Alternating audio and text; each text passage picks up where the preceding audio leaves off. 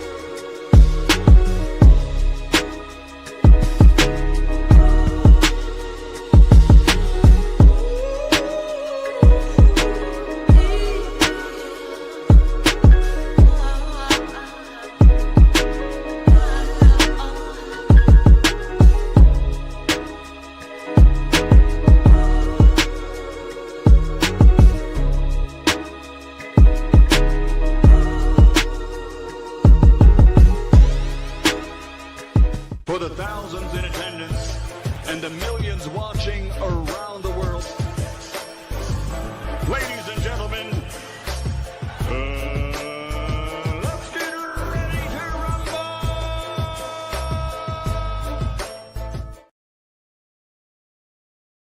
Yeah. What's up, family? This our boy Coach Malachi in the building, and we back. Too many podcasts. We back up in this BI, man. It is what it is, man. Happy Thursday, the day before Friday. You get what I'm saying? I know that's the day everybody be getting the Holy Ghost about, getting all excited and shit. Talking about it's Friday and all that stuff there. You know, they get a chance to shang-a-lang a little bit. You know, let it all hang out. I get it. I understand. Hold on. I just had to make sure. I had to make sure we was on. You know what I mean? So, yeah, man, today gonna be a good show, man. We got a good one, bro. I'm trying to tell you, bro. This shit gonna be good. You get what I'm saying? I'm like, man, look here, man. I was at the gym getting my swole on. You get what I'm saying? I was at the gym getting my swole on. The day was chest day, so you know I had to chest and back. I had to do back and chest and pull-ups, and back. I did like different back exercises, but I finished off on the pull-up bar. I love the pull-ups. Love squats, pull-ups, and dips. Yeah, and dips. Yeah, and the Stairmaster, of course. You know. Anyways, yeah, man. Shout out to Mr. Tomato Can. Mr. Tomato Can, what's happening? Big John Doe, what up, Doe? Green Eyes P in the building. You get what I'm saying? All right. Shout out to the Atheist Ghostbuster. He said he could be training with grizzly bears and swimming with sharks, and he still would never stop Brian Norman Jr. He couldn't stop old midgets like Loma and Regis. Hey, look here, man. Y'all got us all this Debo Dev hate got to stop. All of this Debo Dev hate got to stop. Listen, I even got some Devin Haney fans coming over here hating, mad at me, going off on me. Coach, you always hating on the Haneys. I'm like, man, I'm real cool with the Haneys. Contrary to popular belief, nah, nigga, you always hating. You always saying some slick shit. I'm like, bro, some of these Devin Haney fans, bro, y'all just doing too much, fam. Y'all starting to look like Tankamaniacs. That's what y'all starting to look like. You get what I'm saying? Like, bruh, take a chill pill, fam. Yeah, take a chill pill. Damn. You know what I mean? Anyway, yeah, what did somebody say? Big John don't say they moist. Hey, you dig? Yeah, man, nigga sending me all kind of crazy messages. I'm like, hey, shout out to Miss Black Panther. What's going on, Miss Black Panther? Yeah, dude sending me all kind of crazy messages. Yeah, I don't like what you said and how you said it. And I said, what did I say? I called him Debo Dev. I say he got Hall of Fame experience. You know what I mean? But, you know, I said all these good things about him. You know, he's Sugar made Judah mixed with a little bit of Mike McCallum because he trained with all of them. He got you know what I mean? Hall of Fame training. Yeah, you said that, but I don't like how you said it. I don't like. True.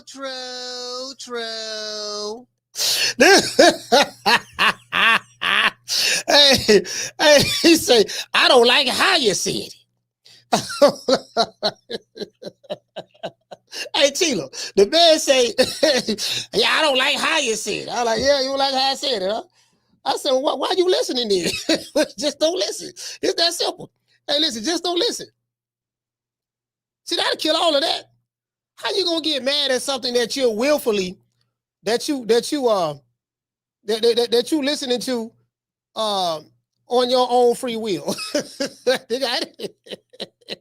Motherfucker come over here just to complain with me. Yeah, this is what I don't like. What I don't like is, I don't like what you did to Shawty Big Nuts. Because Pork Chop Willie was waiting outside in the truck, but you left Shawty Big Nuts because he was 2 minutes late and all that stuff there. And the whole head cheese didn't even know nothing about it. Had he known, then he would have never allow you to leave Shawty. You know what I mean? I'm like, man, these motherfuckers just want to complain about some shit. That's all. Listen, you know what I mean? They just want to complain. When you see them complaining, I'm like, they just want to complain. Me personally, I get a kick out of them watching them complain though. The shit funny to me. I said, this motherfucker emotionally invested. Hey, I say, shout out to Urban. I say, yeah, these motherfuckers emotionally invested on. All right, cool. Let me take this around with it then. Shit, play with their emotions a little bit. Shout out to Mika. Mika, what's going on? AB. Arnold Brown, not Adrian Broner, the other AB. We got another AB. Y'all want to see the other AB? Hold on. Let me pull them up right quick so y'all know what I'm talking about. Y'all want to see the other AB? Let me see something. Where you at? Oh, that must have been way in the back. That must have been a long time ago, like at the beginning of the show. Yeah, but anyway, yeah, that's the other AB. Somebody said, Mr. Tuck Your Chain. Facts. Mr. Tuck Your Chain. Mr. What you got on my 40, homie?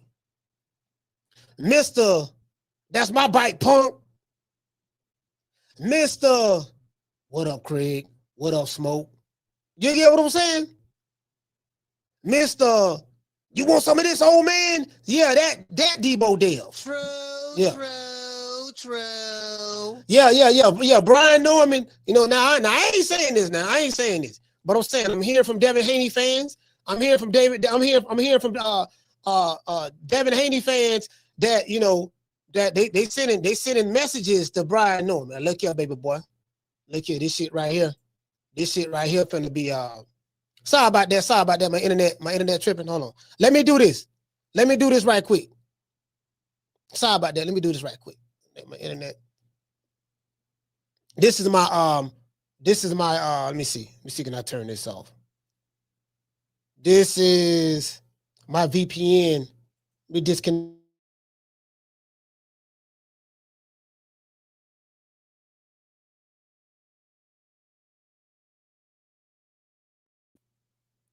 All right, we should be back right now. Hold on, I had to just disconnect the VPN right quick. So I'm trying to see if I can get the let me see. Why my Wi-Fi? Why my shit? My shit is hardwired though. It says connection is unstable. I'm not on the Wi-Fi. My shit is hardwired. The modem is right here. Let me see what's up. Y'all bear with me one moment. Y'all know how I get. Yeah, I had to turn out the VPN. I had to turn the VPN thing off. That shit, but listen, that shit to interrupt. That VPN, I got what I got? I got Surfshark. I have a VPN blocker called Surfshark. Man, that shit's strong, bro. So when I'm streaming, it'll interrupt that. It'll interrupt that. You get what I'm saying? So it is. Hold on, somebody created a Debo Dev account. somebody created a Debo Dev account. Hey, hold on.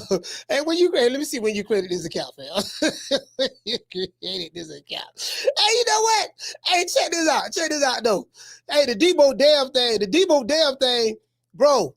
Like what I liked about it was Bill Haney. He did get a Debo Dev shirt.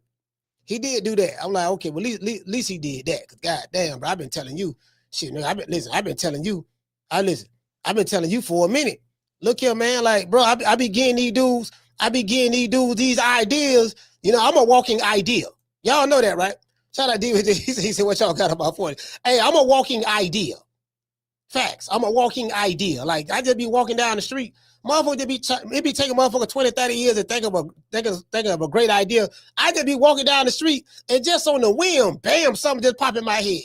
Like, it's always been like that. True. Yeah, it's always been like that. Yeah. Always been like walking ideas. Just shit that be popping in my head, you know, all the time. Like, yeah, man, you know what I mean? You know what? They need to be doing this. You know, Debo Dev. You get what I'm saying? Yeah, you know, you feel me? Yeah, man. You know, blame Bill Haney.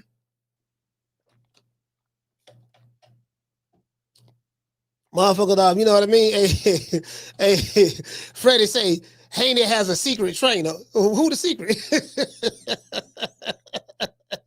Hey, Freddie, hey, do the other chat. Freddie say, Haney got a secret trainer, huh? Secret, huh? Pentagon information. D4L, what's going on, brother? Pentagon information. I would tell y'all, but we got a, you know what I mean? Department of Homeland Security type shit. I can't really be, we would tell y'all what the secret weapon is. We got a secret weapon in the cut. You know what I mean? That's preparing. That's preparing. Hey, I saw some footage of Brian. Hey, I ain't gonna lie. The dude Brian Newman reminded me of Clubber Lang in Rocky 3. You know, y'all remember Rocky, the first fight? Bro, dead meat. Like, bro, he was just, man, he was on a mission. He was on, bro, like, I went nowhere in the hell Rocky was gonna win that first fight. Bro, he was like, man, he wasn't doing no tall. He doing sit-ups. He doing sit-ups mean. He wake up mean. He go to bed mean. He mean, he looking mean when he talking to his kids. He ain't talking mean to him, but he looking mean. When he making love to his woman, he do it mean. Just That's what this remind me of. I say, man, this motherfucker from Atlanta, this motherfucker looking mean right now, bro. Like, bro, he ain't really saying, but he like, yeah, man. I'm like, man, bro, like, man, November can't get here fast enough, dog. Like, I was like, man, so when I heard Bill talking about who they had in sparring and all that stuff there, he put it out there on social media, talking about, because when he showed the Debo Dev, when he showed him and Dev standing next to each other, and he had the Debo Dev Devin Haney shirt, you saw one of the dudes in the back, one of the fighters. You get what I'm saying? You saw one of the fighters in the back. You did Kevin Newman. You saw him in the back. You get what I mean? So he was like, so Bill came on here, was talking about, remember when he was on here last week, he was talking about who they had in spar. Say they had Troy Isley, this and that. I've seen Troy Isley spar, so you know what I mean? I seen Troy Isley. I know he trained over there with Bomac and them, so he got, you get what I'm saying? He got that secret weapon right there. He got that secret weapon right there. He got that secret weapon. He coming in there, he like, yeah, man, you know what I mean? So he had to go back to the well. What the well was, he had to go back to Zab. Sources say he trained with Freddie Cockroach. They got Freddie Cockroach. They got Zab. You get what I'm saying? He still got memory from when he worked with Sugar Shane, got a little sugar there. You get what I'm saying? Then he got a little bit of that money made from working with Floyd, Money Mayweather. You know what I mean? Then he got the senior too. You dig? And then R.I.P. to the living legend who passed away, I think earlier this year, man, Mike McCallum. Now Dev haven't displayed the Mike McCallum skills as of yet, because Mike McCallum was a great in mid-range to inside fighter. He was a great inside, like he can make you miss by inches, and he's right there. See, this is the thing, right? When you fighting inside like that, like the way him and James Toney, and when you right there in like close to mid-range, you right there mid-range, and the guy, now that's a high risk, high reward type style of fighting though.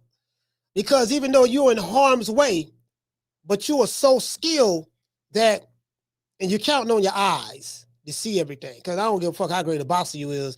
If you ain't got no vision, that shit don't mean a motherfucking thing. The most important thing you got in the ring is your eyes. Now, of course, other things, your legs and your arms and stuff like that. That's the obvious. But it all starts with you have to be your ability to be able to see. If you can't see the shit, you're gonna get hit with it. You get what I'm saying? If you can't see the shit, you're gonna get hit with it. Then you gotta be able to process that information within a split second. Motherfucker throw it left. What to do? This is what I was trained to do. Come back. You get what I'm saying? Come back again. You get what I'm saying? So that's what I'm saying. So that's why you don't see a lot of that. You don't see a lot of that in today's boxing. You get what I'm saying? Like you gotta have some skills to fight like that. To be right there like that. You get what I'm saying? That's all I'm saying.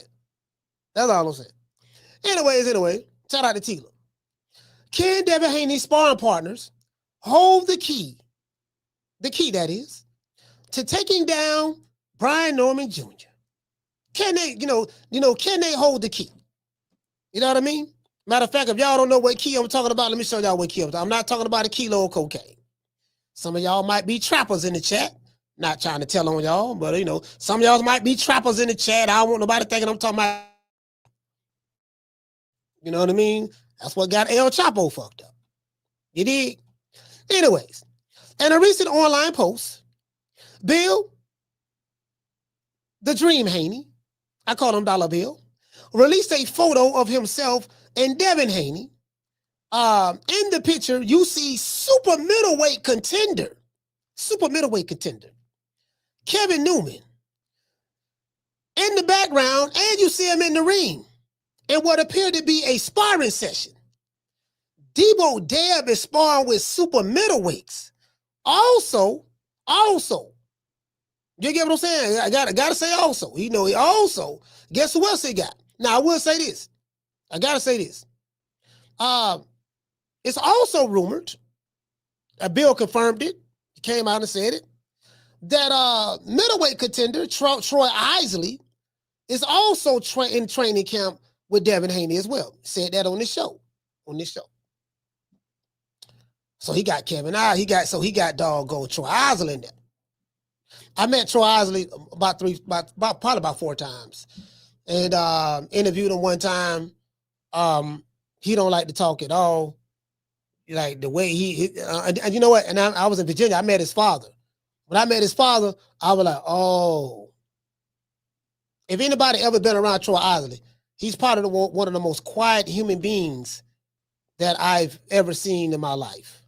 Like literally, like this man is quiet. He don't say nothing. He just, very peaceful young man, go about his way. You know what I mean? Yeah, like for real. You get what I'm saying? For real. Troy don't. He don't want to do no talking. He don't want to do nothing. You get what I'm saying? So, and I met his dad. His dad is like that. I said, oh damn, okay. His dad, he said like his daddy did. You get what I'm saying? But I seen him spar though. I seen Troy spar, and it was a very intense sparring session.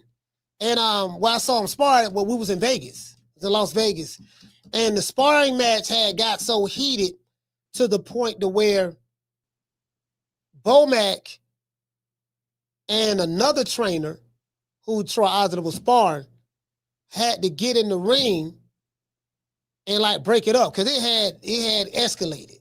A lot of times when fighters are sparring, it escalates. You know what I mean? It's a good thing, it's gonna escalate. You're gonna be sparring people and motherfucker trying to tear your head off or whatever, or he may not be pushing you like you feel you should be pushed, and you get what I'm saying? Or you guys may be kind of like on the same level, but your trainer brought some fighters in and help prepare you for the fight you got coming up, and it get heated. It be like that. It be like that all the time in sparring, to be fair. A lot of times, So, he got Troy Isley in there. Troy brings that toughness, and Troy brings that 2020 Olympic experience with him to Debo Dev's training camp, because Troy Isley was in the Olympics. I think he was in the Olympics. You know what I mean? I don't remember how far he got. I think he went to the Olympic team or something like that. And yeah, it was 2020. You know what I'm saying? So, But he bring that with him too. So it looked like Debo Dev pulling out the big guns is what I'm talking about. Although Debo Dev appears to be the bigger guy, Brian Norman Jr. is the smaller guy.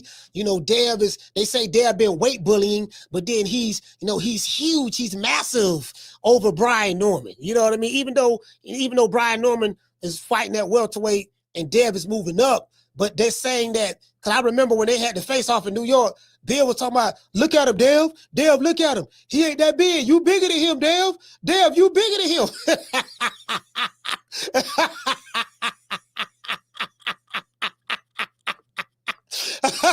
Look at him, Dev. Dev, you bigger than him.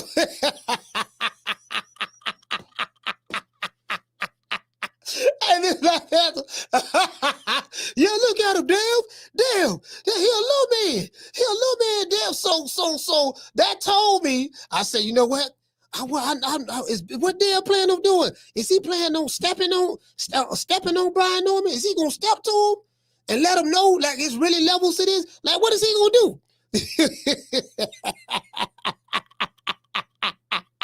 Hey, listen, shout out to Opulent TV. Salute to you, fam. Hey, I'm just saying though. I'm just saying. You know, Brian Norman Jr. is a little guy, you know, in comparison to Debo Dev. You know, in comparison to Debo, he is kind of small in comparison to Debo. You know what I mean? So that's all.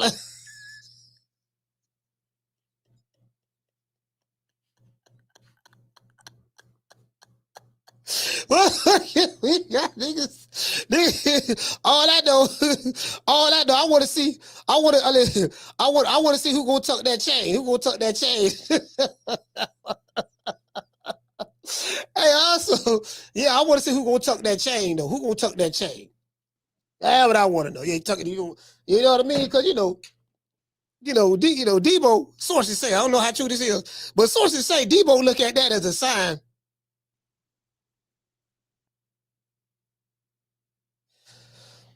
As a sign of disrespect.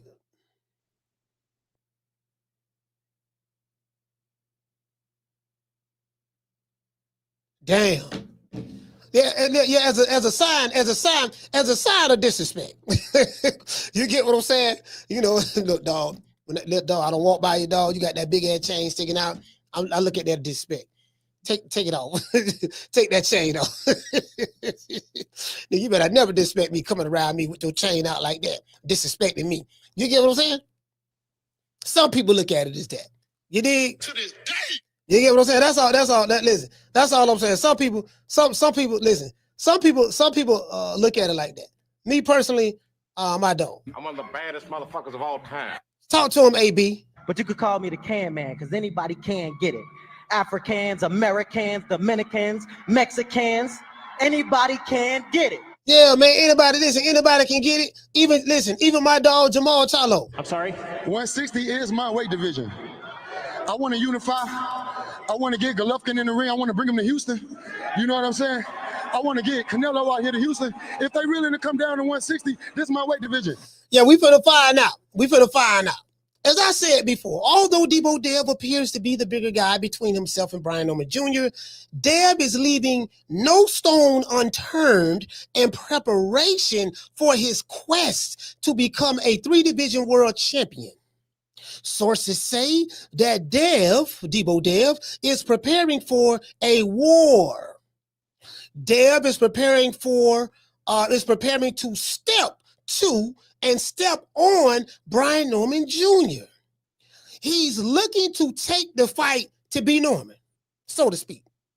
If you look at the Canelo versus Crawford fight, Crawford had to take the fight to Canelo.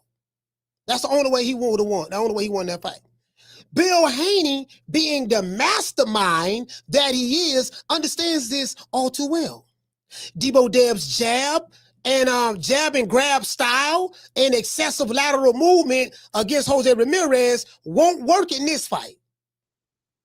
And I think Bill Haney has to understand that. Because in Saudi Arabia, them judges, they don't respect that. They don't respect the tight rider in the ring. If you don't know what the tight rider is, go watch an MC Hammer video on Can't Touch This. And you see him sliding from side to side, left to right, that's the tight rider. That ain't gonna work in Saudi Arabia. Nah, he gonna have to fight. He gonna have to, you get what I'm saying? This gonna have to be some bite down. You the bigger man, impose your physical size on Brian Newman, if you can. Devin's gonna have to fight. He's gonna have to engage if he wants to win. Brian Newman is the champ. And Devin is going to have to take the belt from the champ. Very similar to what Crawford did. That's the style he's going to look, man. I got to take it to this nigga, man. I got to take it to him. Simple as that. If he don't do that, he can forget it. Telling you right now. Dev is going to have to fight, as I said before. Why do I say that? Because Terence Crawford has set the bar so high from a performance standpoint. Debo Dev sparring with the big dogs for this one, to me, is a sign of him taking it serious. You get what I'm saying? Will this be the path to victory for Debo? I wanted Troy Isley, and as I said before, not wanted, but I watched him spar before. I watched him spar. It was one time. I'm not gonna say it. Like I think they sparred like 5 or 6 rounds, something like that.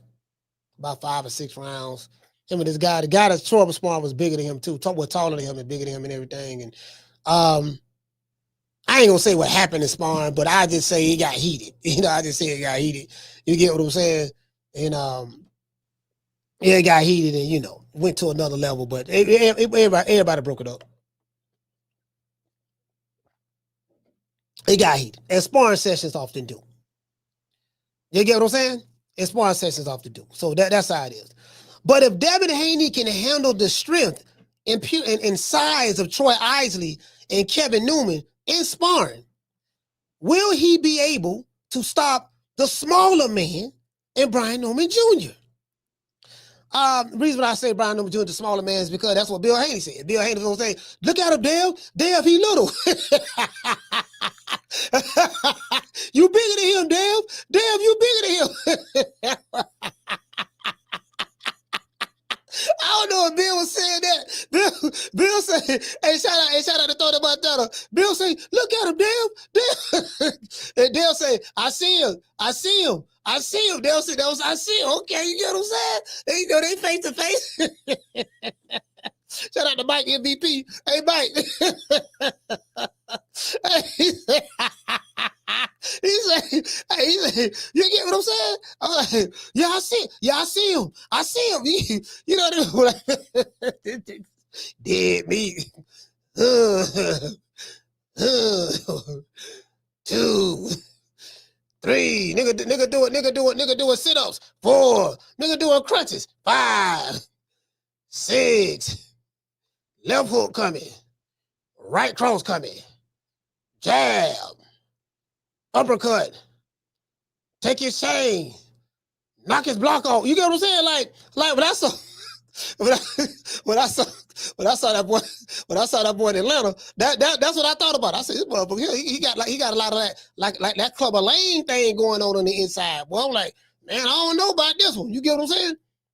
This motherfucker, he look like he eat gunpowder. He look like he eating gunpowder for breakfast. For real. True. Anyways. Yeah, but Debo Dev is not just a name.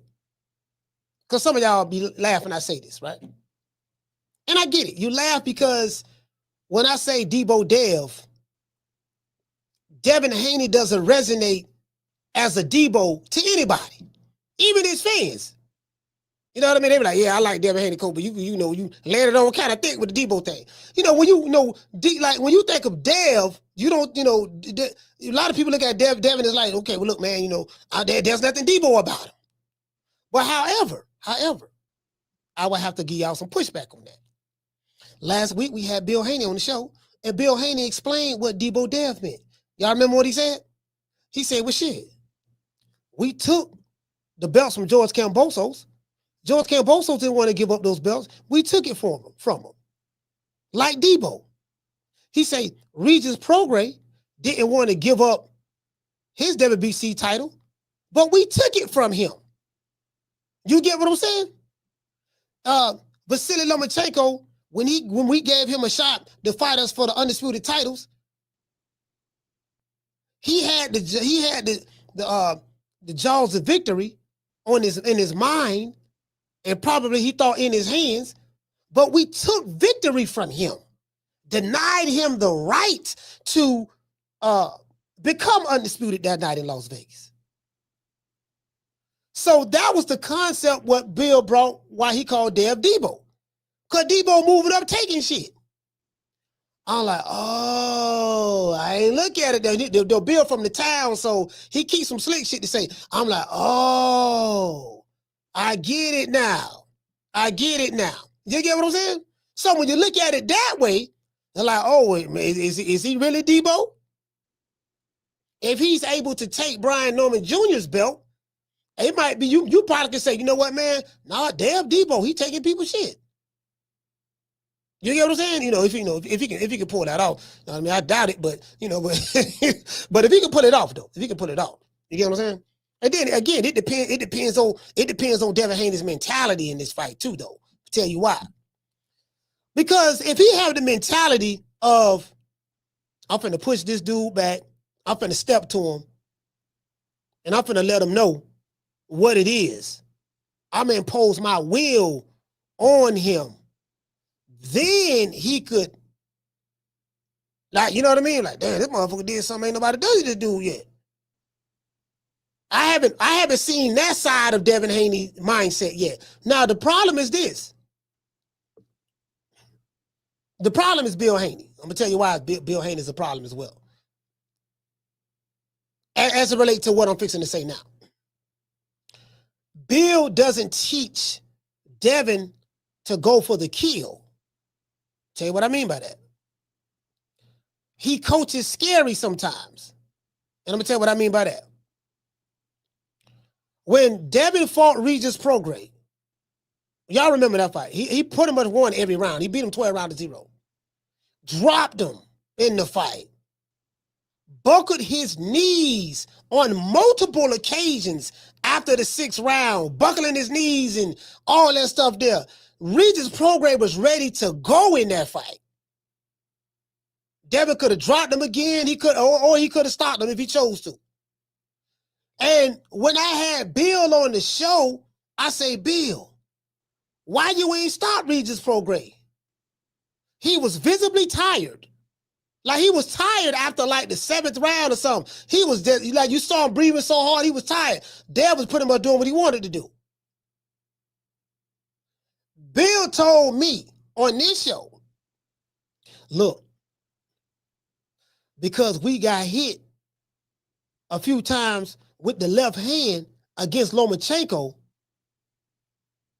the game plan was to show everybody who criticized us from getting hit with the left hand. The game plan was to show getting hit with the left hand from a southpaw. The game, and Regis Prograis to southpaw. The game plan was to show everybody how we can go 12 rounds without even getting hit with the left hand. True. So I say,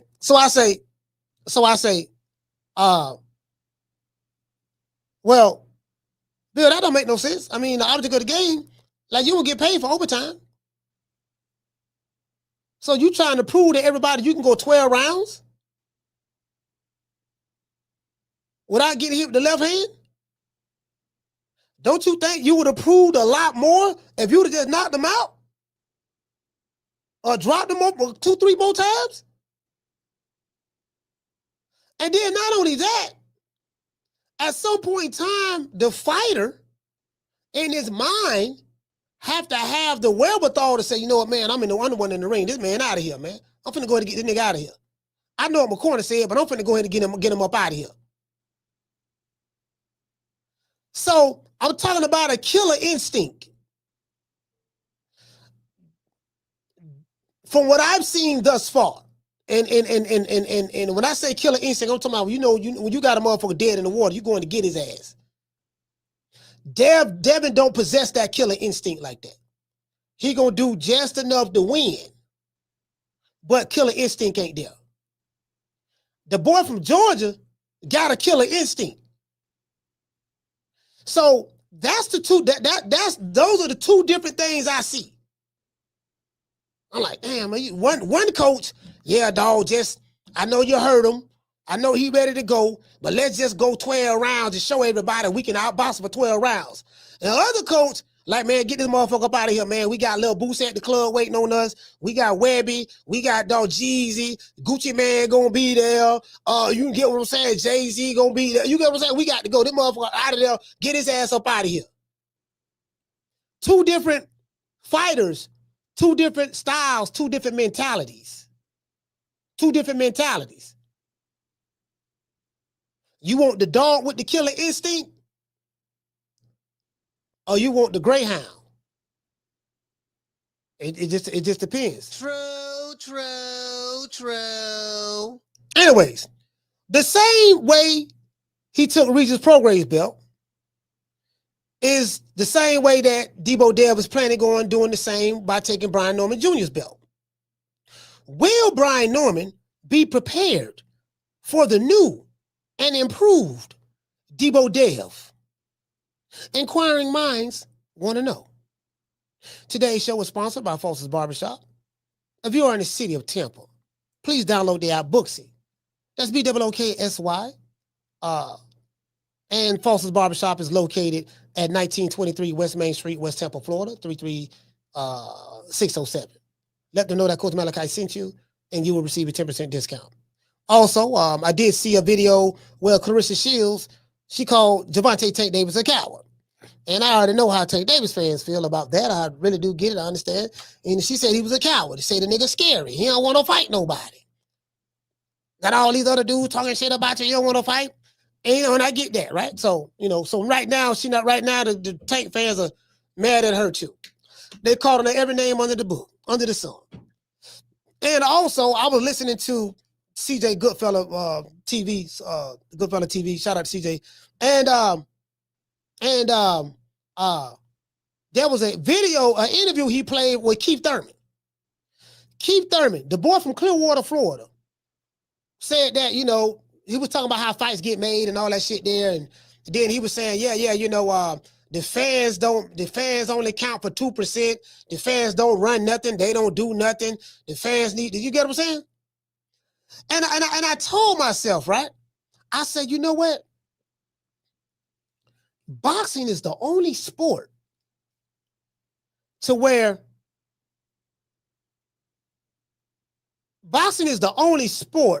I know that shits on the fans. Whether it's the fighters or the promoters or whatever. Boxing is the only sport that shits on the fans. The NFL don't shit on their fans. Why? Because they depend on the fans to spend the money to watch their team play. And then they milk them with overpriced beer at the stadium, overpriced popcorn. You're paying $20 for a bottle of you're paying $20 for a $1 bottle of water. When you buy a beer at the stadium, the price of a 6-pack of Budweiser, you're paying that for one beer at the stadium. So the NFL don't shit on their fans because they need the fans to generate money. The NBA don't shit on their fans. Yeah, they've been losing fans because they've been doing that woke shit. But outside of that, they don't come out and say, man, fuck the fans, this and that, this and that. They don't do that. Soccer or European football, they don't shit on their fans. Boxing is the only sport where the fighters, as well as the promoters, they shit on their fans. True.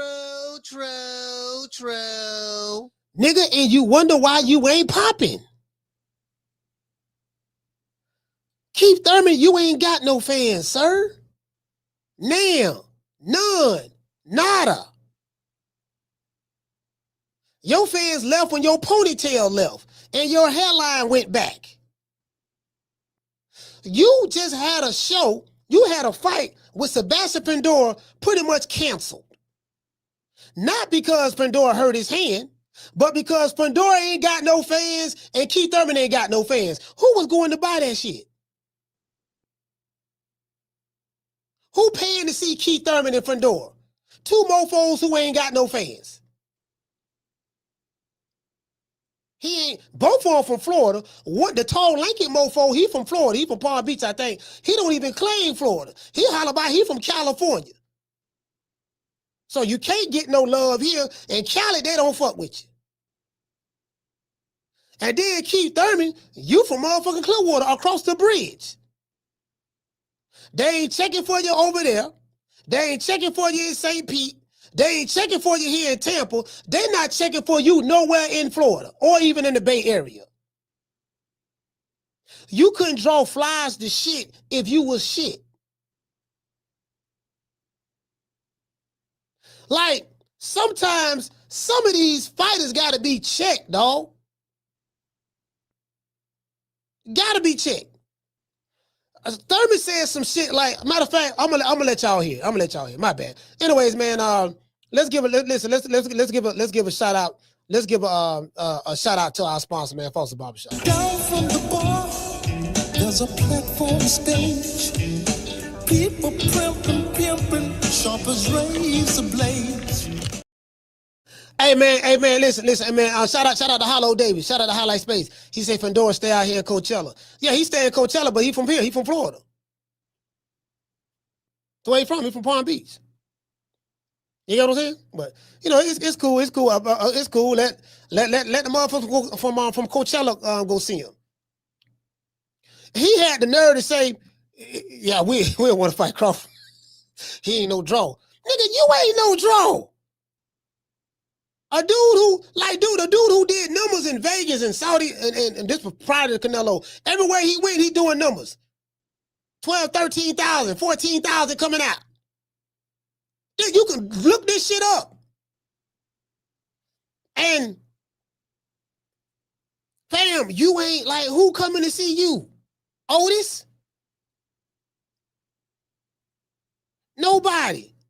The Mexicans ain't fucking with you. You ain't Mexican enough. Fundora is Mexican and Cuban or something like that. We don't even know what you is. Is you Mexican or you ain't Mexican? The Mexicans ain't gonna fuck with you anyway. You ain't really from Mexico. That's a whole nother politics right there. Cause I know partners from Mexico that I talk to, and you know the Mexicans and the Mexican American thing. That's some real shit. Tribalism everywhere. But in boxing, fam, you ain't got no fan base. Your last press conference where Keith Thurman stood up on the chair, that looked like a Temu production. Oh, that's some Temu shit, right? That looked like a Temu production, fam. The last, you get what I'm saying? So, you know, a motherfucker who can't draw flies to shit telling me that, yeah, dog, you ain't big enough. Nigga, you ain't bigger than me. I'm more popping than Keith Thurman and Sebastian Fundora combined put together. True. That shit trash. Keep thinking it's 2015, 16, 17, and 18 all over again, and 19. Yeah, Keith, that's them days over with, baby boy. That shit over. It's over, fam. And then you coming out talking about the fans like that? Okay, cool. Good luck trying to get somebody to come see your shit.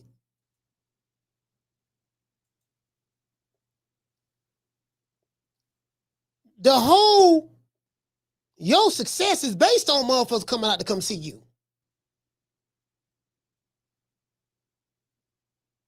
The fight generate money. Where the money coming from? It's coming from people who spending their money, taking their time out to come to that venue to come see you. And then if you got a pay-per-view, you trying to sell this ragged ass fight for $75 pay-per-view? Who gonna buy that? Al Hammond ain't buying it. You get what I'm saying? Bob Arum ain't buying it. You looking for the fans to buy it. But if you ain't popping, who buying your shit? Nigga, please. True. Nigga, please. Yeah, man. I mean, it is what it is. Nigga, you 1988 Bobby Brown. The Bobby Brown you see on stage today when New Edition come do shows, that ain't the same. Like a lot of the young kids be like, damn, hey, look how big and fat he look right now. He can hardly move and he huffing and puffing. When he was a king of R&B at one time for real, when? You say he can dance real good, when? This ain't 1988 Bobby Brown, Keith.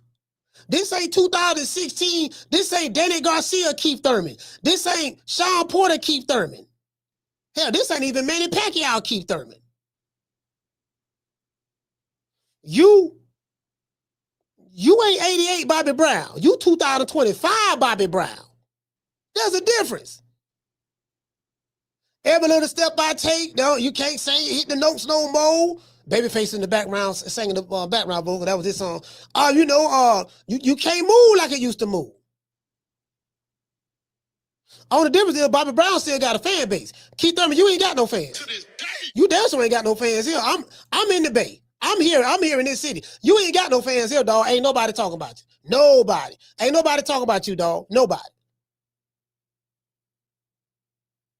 Ain't nobody talking about you in the Bay. If you ain't hitting at home, how you damn sure ain't hitting abroad. You gotta be popping at home first. If you ain't popping at home, you damn sure ain't popping outside of home. Just got to throw that out there. Anyways, before we get into the show, we got to say all praises due to the Most High, the Most Exalted, the greatest human being on the planet Earth, Mr. Al Heyman. Well, you know, I guess I got to be like everybody else and sing Al Heyman. I can quit my job now, baby. 6 figures, baby. You feel me? But a name. Do you have a name? Oh, nah, I ain't got no name, you know. Name them names, man. They know who they is. Name them names, please. Them names need to be named. They know who they is. The Mexican monster. Nigga acting like keep on. nigga acting like he still is shit. Nigga, you ain't the shit no more. That shit over with, fam. Yeah, like as Sugar Free would say, if you smell something stinking, that's me, cause I'm the shit. No, you ain't the shit no more, baby boy. Not no more. No. Them days over with, fam. Them days over with. Them days is over with. That shit over. It's a done dot. It's a wrap. Kiss the baby, get the baby some sugar. It's over. You dig? Anyways, now I was on X looking at a video of Debo Dev, not Debo Dev. Brian Norman was hitting the punching bag and all that stuff there. Heavy bag, not the punching bag, the heavy bag. He was hitting the heavy bag and all of that there. And you know, I can tell, like I can tell, you could tell that was the end of his workout. That's the end of his workout. Cause you could tell, right? A couple of people was like, oh man, you know, look at him, his form don't look all that good. And I'm like, well, that was the end of his workout. See, this is what I want to tell y'all too. Like a lot of shit that y'all be seeing online, like even whether it's a sparring session or whatever that may get leaked from whoever or whatever, like you don't know what part of that sparring session that individual may be in that you're currently watching. I'm gonna give you a perfect example. Like, I've been in gyms to where you got world-class fighters like a Brian Norman, a Devin Haney, a Terence Crawford, Abdullah Mason, whoever, different fighters, right? They'll have like four sparring partners right outside of the ring. They'll go 4 rounds with one guy or 3 rounds with one guy. Then another dude to get in there fresh. You just sparred 3-4 rounds with the guy before him. Then you're going to do 3-4 rounds with him. Then another guy going to come in there fresh. Now you don't got 6 to 8 rounds already in the bank from 2 different sparring partners. Now you got a third guy coming in there. And he fresh. You got to keep that intensity up or whatever. Stay defensively sound while at the same time, you get what I'm saying? And then he'll leave and then another one may come in there. Sometimes it's 3, sometimes it's 4. Shit, motherfucker, my main man, James Lights Out Tony, they say James Tony will fight and spot a whole gym. Hey, they say, they say James told us spot a whole gym. Yeah, tell the janitor to get his ass in there, his old leg and get it. And you too, coach. You Don Turner. No, you too, coach. Look here, I'm your trainer. Yeah, I know. You can get it too. And yeah, tell that other heavyweight to go like, he'll spot a whole gym. Lights out will. The entire gym. Right? So I say I would like to say this. You just don't know when you're watching that video, you don't know what part of the workout that you're watching. Like, is this the end of his workout? Like this dude been training for 2 hours in the gym, and we're seeing he's on his second hour of training, and that's what we're watching. And they do that to push through fatigue and stuff like that. That's what. Shout out to Bruce Gas. What's going on, fam? They do that to push through fatigue. Okay, nigga, you don't fought 12 rounds. Okay, get out there, hit the heavy bag. You know what I mean? Or, spar this and that. Hit the heavy bag, do this. You don't did a lot of stuff prior. Did you get what I'm saying? So I think the fans don't understand that. The guys who left comments in the chat, right? That's why I don't really get caught up on, how I do the jump rope. See how he did that jump rope? You get what I'm saying? I'm like, okay, that's good. The jump rope, the heavy bag, this and that. As I said before, the hungriest dog is gonna always get the steak. But now that Debo Dev is training and sparring with Kevin Newman and Troy Isley, bigger guys. Now it makes sense. Okay, this is why Dev beefed up a little bit from muscular standpoint. He's not gaining weight. Let me tell you something. This is what I want to tell y'all. And I learned this from Crow. I learned this from Bud. I said, Bud, yeah, man, people talking about, yeah, man, you the smaller man, you moving up in weight. Bud said, I'm not. He said, yes, I'm moving up in weight, but I'm not the smaller man. I said, what do you mean? He said, I walk around at 180 something like Canelo walk around at 187. So it doesn't necessarily mean he's bigger than me. He just fights at a higher weight than I fight at. When he cut weight and I cut weight, he doesn't have to cut as much weight to make 168 as I do to make 147 or 154. So the only difference in this fight is instead of me cutting down from 180 to 154, I'm cutting down from 180 to 168. You get what I'm saying? So I was like, oh, okay. So you just cut like 12 pounds. Yeah, I'm cutting like 12, 13 pounds. That's it. So I was like, damn, you know what? The experts, all the experts, ain't nobody say that. All the experts ain't nobody say that. The guys who's supposed to be the experts. All of them was saying, yeah, the smaller man moving up to fight the bigger guy. Now, they did say, well, this guy's Canelo was accustomed to fighting at that weight. That is true. He was more accustomed to fighting at that weight, and he fought bigger guys. But fighting those bigger guys could also mean those bigger guys were slower guys. And he was able to use his speed to beat the bigger, stronger, but slower guy to the punch.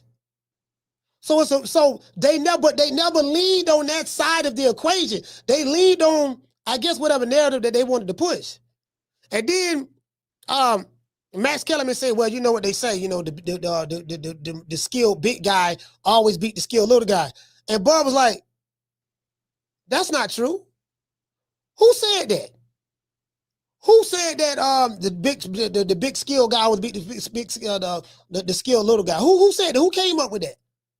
And Max Kellerman, who's supposed to be a boxing historian, so to speak, he couldn't even tell him who came up with that. So he said, see, that's the problem. People always hearing shit and just be repeating shit and don't even investigate where it came from. Because he had me stuck on that. I was like, damn, you know what? He right about that. Where that shit come from? Can't nobody tell you, can't nobody tell you who came up with that saying.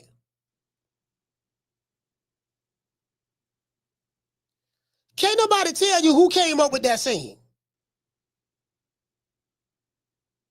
Anybody. Who came up with it? Because I'm sitting there trying to think. Who came up with this shit? Like, you get what I'm saying? So I was like, oh, but my thing is a different way of looking at it. So I still like to say this. Devin Haney, I'm not looking at this fight as though Devin Haney is moving up to fight the bigger guy at 147. Hell, Devin Haney looked bigger than Brian Newman. Well, when they was faced off a few months ago. Of course, we're gonna see what they look like once they get on the scale and all that stuff there. They see what they look like after they rehydrate, stuff like that. You get what I'm saying? So I don't look at it as though he's fighting at a new weight division, 147. But Devin Haney probably walk around at 180 something. Easy.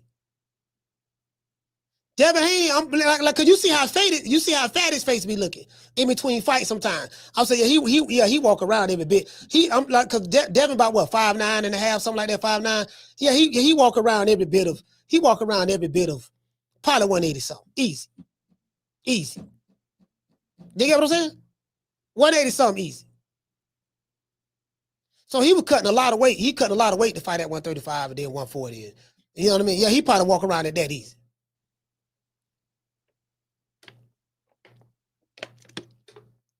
Heart to Heart say, Coach, did you hear what Dev weighed against Regis? Yeah, he made the weight. They both came in. They both made weight for the fight. Oh, you talking about what he rehydrated to?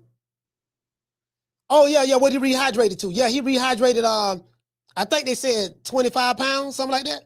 He rehydrated to 165, and Devin and Regis Prograis rehydrated to like 157.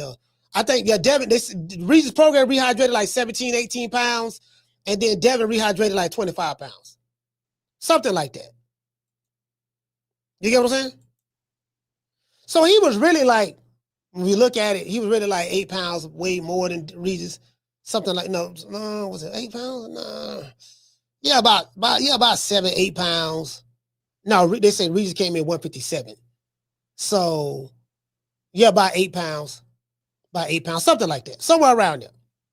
You get what I'm saying? Somewhere around there. I don't remember the exact number, but you know, it is what it is. So, I mean, we gonna see. Hold on. I gotta show y'all something though. Oh, what the fuck? Okay, let me put that right there. Hold on, I gotta show y'all something.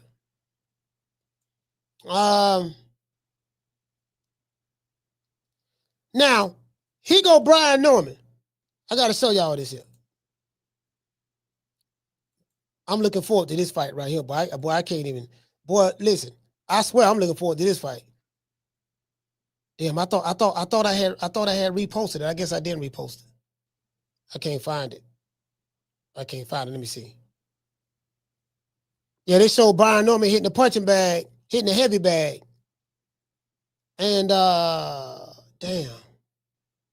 Oh, it must have been Ring Magazine. It gotta be the Ring. Is it the Ring?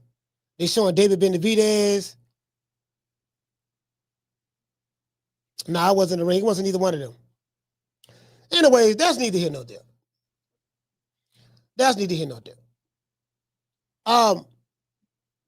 Debo Dev, you know, they got him hitting the heavy bag as well. I'm trying to find that right here. Yeah, I got Debo Dev. I got Debo Dev right here. Debo Dev hitting the heavy bag. And now this is old. This is old stuff. One thing I will say about Devin Haney, it doesn't look like he fights the same. Like if you look at the fights he's won, some of them like you know, like if you look at the way he fought Lomachenko versus how he fought George Kambosos versus how he fought Regis Prograis, he fought 3 of those guys stylistically. He fought them differently. You get what I'm saying? And then of course Jose Ramirez, that was a whole nother style right there. And then I call that shit the typewriter. Bill called it the sweet sign. That shit the typewriter. That nigga was running. Anyways, but yeah, the typewriter. That ain't no sweet science, bro. I know sweet science when I see it. It was nothing sweet or science about that. You know what I mean? But anyway, but that's neither here nor there. He's not gonna be able to win that fight this way, right? The way he fought Reese, the way he fought Ramirez. So there you go, right there. You know what I mean? He don't look like he done worked out a whole lot. Now they got a dude in the corner. Who that dude there? The security? Like nigga standing there like a statue. See. Remember I was telling y'all about Mike Tyson? See, Mike Tyson didn't need no security. Now, of course, when he got out of prison, you know, became a Muslim. He had the brothers around him and stuff like that, but he didn't need it. Trust me, he didn't need no security watching him, stuff like that. Hell, even Ali didn't need it. Ali in the nation. So when you was in the nation, you know, the fruit gonna be around you anyways. But Ali, I used to see Ali would be in the hood and the projects with the people, talking to the people, passing out money and stuff like that. Ali would do that. That was Ali. That's why he became the people's champ, because the people chose him. Mike Tyson was the people's champ. Mike, as I told you, I remember Mike used to go to Miami down there in Carol City when the boys on Convertible Burt, them boys over there in Carol City, and you'll see Mike out there shooting dice, pulling up in a Lambo. Ain't nobody gonna take the Lambo. And ain't nobody gonna touch Mike. And all the dudes in the hood, they gonna watch Mike and protect Mike just out of pure love. Because it's Mike Tyson. He was an icon. You get what I'm saying? Yeah, these fighters today ain't that though.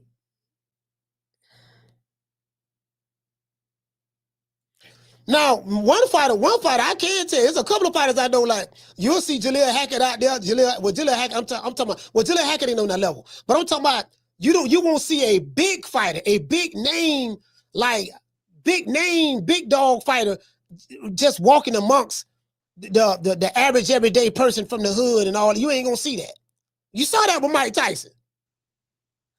Now, the dude I've been around, had the pleasure of being around was Bud Crawford. He do that. Like he do that. Like for real. Like for real, bro. Like I'm dead. Like, ask anybody who know him. Whether it's Bill Haney, whether it's whoever know him, they'll tell you like, nah, that he gonna, you get what I'm saying? Because he's just a regular average dude. He ain't gonna, and guess what? If you don't know who he is, you know, because he don't dress flashy, none of that shit. Nigga got a boatload of money, and he got a boatload of money, and he dressed like he got $2 in his pocket. True. Nigga got 8 figures in the bank, walking around this bitch. Just got some jogging pants on, t-shirt, wave cap, you know, some Reeboks. You know what I'm saying? Just walking in the store like it ain't nothing. You know what I'm saying? Yeah, what's up, man? Just walking around this bitch. You got some dudes right now. Don't nobody even know who these dudes is, and they walk around like they superstar Billy Graham. Yeah, baby boy. Yeah, check this out, baby boy. Yeah, I don't really do interviews like that, baby boy, because, you know, I just rather let my hands do the talk for me. Yeah, excuse me, fam. Who you is, fam? You don't know who I am? No, I don't know who you is at all, fam. Who you is? Oh yeah, I'm satisfied. Yeah, I ain't never heard of you, baby boy. To this day. Yeah, I ain't never heard of you. You get what I'm saying? I ain't never heard of you, dog. I swear to God, I ain't never heard of you. You get what I'm saying? Do you have a following? Where you from? Oh, okay. Yeah, I ain't never heard of you. You know what I mean? When you get some motion, let me know. You get some motion. You get what I'm saying? Anyways, shout out to Jamie. Jamie, what's going on, fam? Yeah, some of these dudes, hey Jamie, some of these dudes, man, they be acting bro, nigga, you acting like Keith Thurman.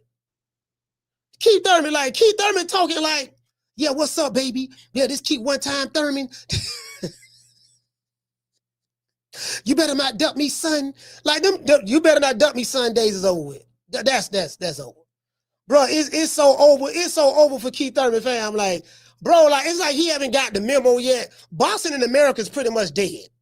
I'm telling y'all, it's over with. 2026, y'all gonna see the reality of the situation. 2026, all that money that Turk Al-Sheikh been spending, you know, overpaying these fighters 3 and 4 times more than what they should get paid. Those days are going to be over with soon. You ain't got to believe me. Just keep breathing. To this day. Just keep breathing. So I had Stitch Duran on the show. Stitch Duran said that 1% of the fighters generate 99% of the money in boxing. That's Saul Canelo Alvarez in North America. Javante Tank Davis, Jake Paul. And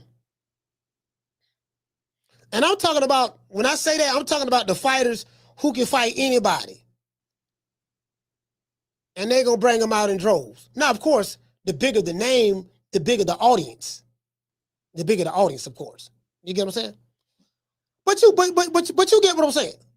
So I'm like, bro, I'm telling you, I got my finger on the post on this shit. I'm telling you, I know what I'm talking about. Everything I said got never been coming true like clockwork. I'm telling y'all, bro. This shit so dead, bro.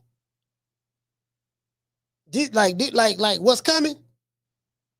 What's coming? Bro, this shit, bro. The networks have pulled their money away from boxing.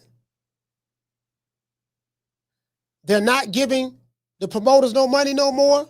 Well, I ain't talking about Dana White, because Dana White, they got TKO boxing. They just got a deal. They just got a network deal with Paramount. That's some new shit. But I'm talking about the old guards. The old guards is done. They still gonna have their fighters on their cards, but they're gonna have to lease their fighters out. They're gonna have to allow their fighters to go fight on other people's fight cards, so so that they can stay busy, staying active. That's what's going on. The takeover. Teofimo Lopez talk about the takeover. It's a real hostile takeover. Y'all gonna see. Y'all gonna be like, okay, Cole talking. You gonna see. You gonna see. You gonna see. You gonna see. Real hostile takeover. You gonna see. You gonna be like, damn. Anyways, let's go over here. So we got Debo Dev hitting the bag, right? Now I heard this on as a matter of fact, hold on. Let me show y'all this here.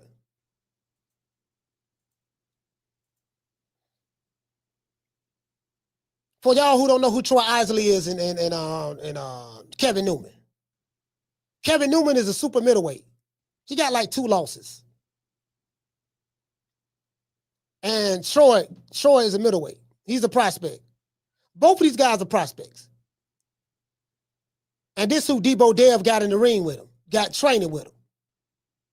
This is Newman right here, punching on a DHP bag, right? This Dev is in his gym, apparently. So these guys are clearly bigger than Brian Norman Jr. So I'm thinking, I'm like, okay, cool. What would be his game? Like, this what I'm thinking. Because he's fighting over there in Saudi Arabia.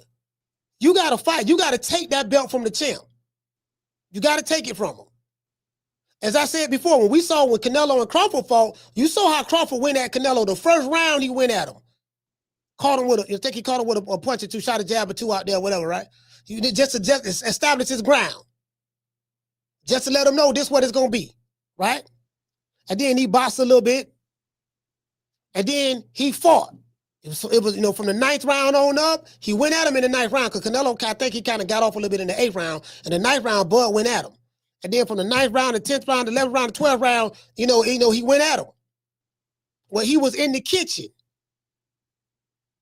Kitchen meaning on the inside, in harm's way. But he felt comfortable there. Blocking punches with his elbows and shoulders and forearms and countering, going to the body, going to Canelo's body. I got text messages I can show you. I say, look, man, don't nobody never go to Canelo's body, man. Nobody. You probably need to do, you need to do a vicious body attack on this motherfucker. He was going to his body. Dev gonna have to do that. Dev gonna have to do that. He gonna have to, now I gotta go fight this motherfucker. And guess what? He's not gonna have to find Brian Norman. It ain't like I gotta go find this nigga to fight him. No, he ain't gonna have to find him. He gonna be right there. Devin would not have to find Brian Norman. I can promise you that. He gonna be right there. So I'm anxious. So I'm thinking, by him got the bigger guys in there, is he trying to, what message is he trying to send? Because Bill came on here saying it last week. Yeah, we got Kevin Newman, we got Troy Isley, you dig? And, I'm with Debo. You know when he said that? He said, I'm with Debo, this and that. He let it be known what it is. So I'm like, okay, so he got them big motherfuckers in there. I wonder, is he saying that, look, I'm finna step to this nigga? I wonder if he's saying I'm finna step to him. You get what I'm saying? This what I'm thinking. This what I'm thinking. Now, I don't know what y'all think, but this what I'm thinking. He got Troy Isley. Now, Troy is strong. He's a contender. Prospect. He's a contender. Is he a contender for a title? Nah, he a prospect. Is Troy Isley still considered a prospect? What y'all think? He more of a contender now. What do y'all, hold on, let me see. What do y'all think? Y'all think Troy Isley, is he more of a prospect or how y'all view Troy Isley?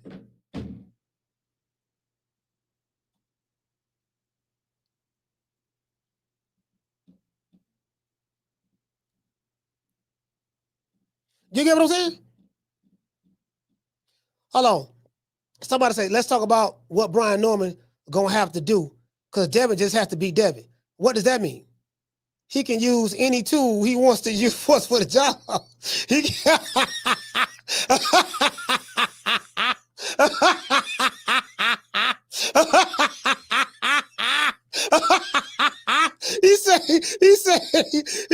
He say, Devin, all Devin got to do is be Devin. He can use any tool he wants.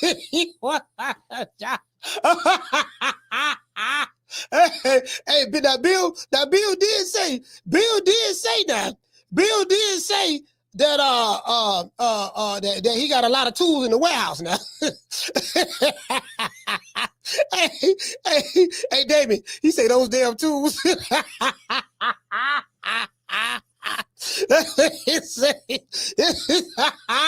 bro, I keep hearing these damn tools. Yeah, dog, see, I got a lot of tools in the warehouse, dog. See what it is now. See, you understand. See, listen, I got the Phillips screwdriver. Hey, Damien, I got the Phillips screwdriver. I got the flathead. I got the grip pliers. I got the jigsaw. I got the monkey wrench. I got the mallet. You get what I'm saying? Listen, I got the socket wrench. You get what I'm saying? Like I got a whole lot of tools, dog. Whole lot of tools. True. Hey, every time I hear tools, this is what I think about.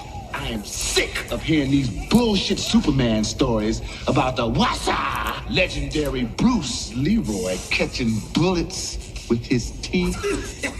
Catches bullets with his teeth. Nigga, please.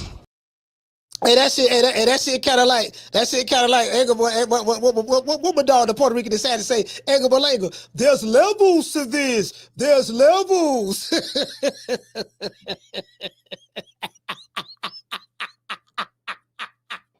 He's talking that level shit. levels and tools, huh? Nigga, am I talking to a mechanic? And then levels. Hey, you know, I'm just fucking around. But yeah, levels and tools. All right, okay, all right, we gonna find out. Now, anyway, hold on. Now I was listening to Goodfella. So y'all check this out. This kind of pissed me off. I can't even front. This kind of pissed me off a little bit. I ain't even lie. Oh, let's go right here. This old hoe ass nigga Keith Thurman, man. Nigga's a real hoe. Anyway, I want y'all to hear this. Let me know if y'all can hear this.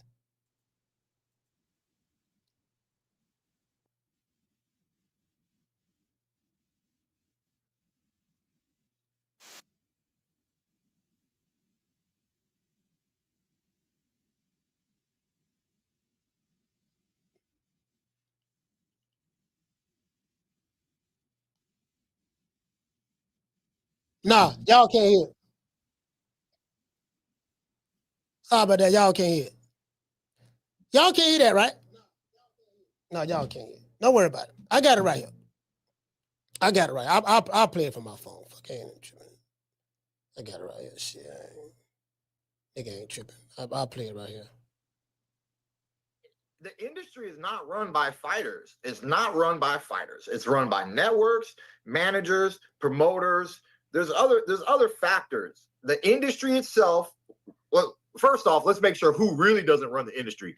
Fans, okay? You fans, you people, y'all don't run nothing, okay? Y'all got like 2% in the game, okay? That's why Floyd waited 10 years to give you what you wanted with the Pacquiao fight, all right? The fans got like 2% in the game, all right? Like, the fans don't run nothing. The fighters don't run nothing. There's other things that are running things. All right. Hold on. Let's go back and hit this shit. Okay. I'm like, okay, all right, Keith Thurman. All right, hold on. Let me go up a little bit. So that was Keith Thurman. Let me play that. Let me play that one more time. That was Keith Thurman. That was an interview that Keith Thurman did. Apparently, from what I was hearing from this video, it was like a 2-hour interview. And he spoke about how the fans and this and that, you know, yada, yada, yada. But let's continue. Y'all, the industry is not run by fighters. It's not run by fighters. It's run by networks, managers, promoters.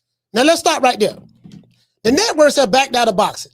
Now, Paramount don't got back in and doing stuff with TKO. TKO finna be the new wave next year. Mark my words. But whether you like it or not, but let's continue.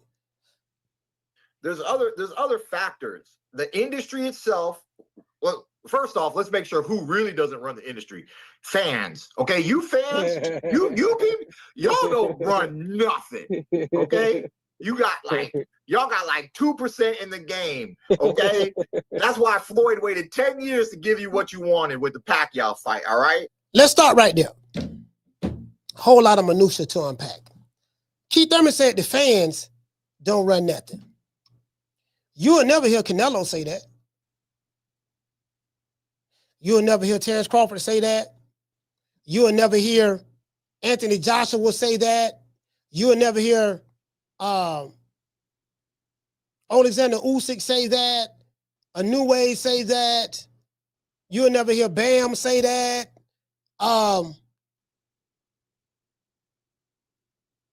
Couple of people, a couple of fighters. I can't name them all. Now let's break this down. He say the fans don't run nothing. Okay, he might have a point on that. I got one question. When you fight again, if you fight again,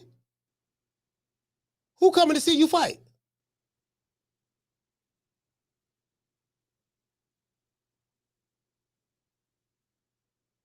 Your purse. You got a fight that got canceled. Let me show y'all how dumb this nigga Keith Thurman is. You got a fight that got canceled that they was charging $75 for a pay-per-view to see. Who are you selling that to?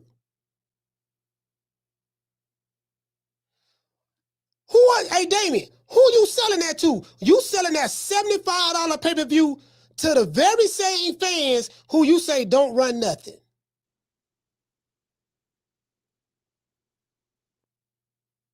You ain't selling it to Bob Arum. You ain't selling it to Eddie Hearn. You ain't selling it to Al Heyman.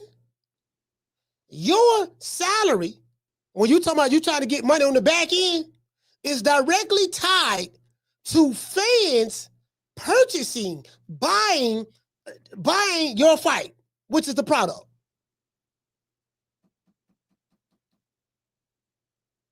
If you fight Fundora, you gonna fight him in an empty venue? How you gonna, as I said, boxing is the only sport that shit on the fans.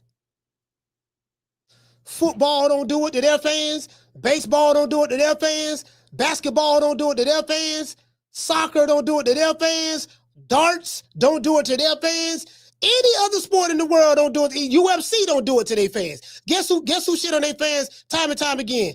And shit on the fans time and time again. Boxing. True.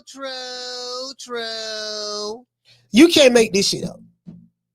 How you gonna shit on the very same people that you counted on to buy your fight.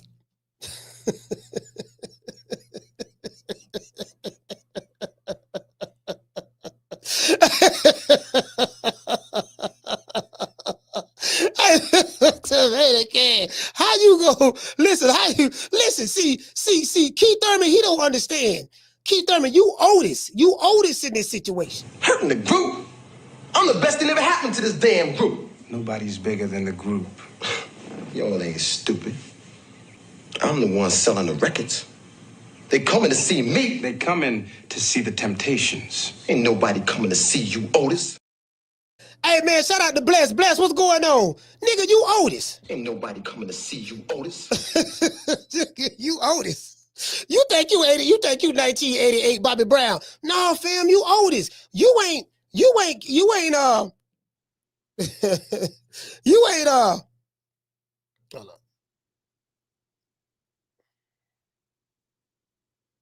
You ain't Eddie Kendricks. You ain't David Ruffin. You ain't Dennis Edwards. You ain't Ralph Transvant. 88 Bobby Brown. You ain't Bear Bill DeVoe. You Michael Bivins. I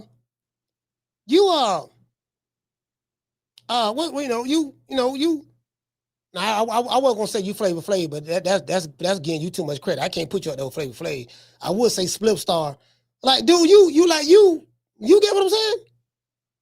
You know, I love the Jacksons. I love all the Jacksons. But you like you Randy Jackson, fam. You Randy.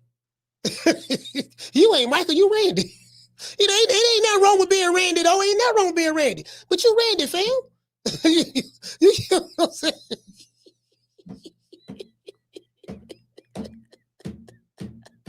Nigga, you Randy, fam. You get what I'm saying? Okay, you listen. You ain't the lead singer of Color Me Bad. You the other three dudes in the group. Who is? You get what I'm saying? Yeah, you ain't Eddie. Yeah, he ain't Eddie Kendricks, but who you think you is, fam? Who you think? Hey, you know what? Hey, this what I want to tell him. Hey, this what I want to tell him. Who you think he is? DJ Quick? No, huh? No, I ain't saying Kid Capri? I didn't say that. Oh, you must be Jimmy Walker. Blue, you ain't nothing. You don't deserve nothing. You don't get nothing. You get what I give you. I got a contract between me and you that say you do what I tell you to do. Therefore, shut the fuck. Don't say nothing. Don't speak to me. Don't look at me. I tell you something. Money, I just said. Blue, if I raise up, gonna be trouble. Trouble. I'm walking off. Hey, who you think it is? DJ Quick? Kid Capri? Oh, you might be Jimmy Walker. Keith, you ain't nothing. You don't deserve nothing. You don't get nothing. You get what I give you. I got a contract between me and you that say the fans ain't fucking with you. Therefore, I got to cancel the fight between you and Fondor. Shut the fuck. Don't say that. Don't speak to me. Don't look at me. Keith, let me tell you something. If I raise up, it's going to be trouble. Ooh. Now walk it off. Yeah, man, walk that shit off, Keith, man. We ain't thinking about you. True.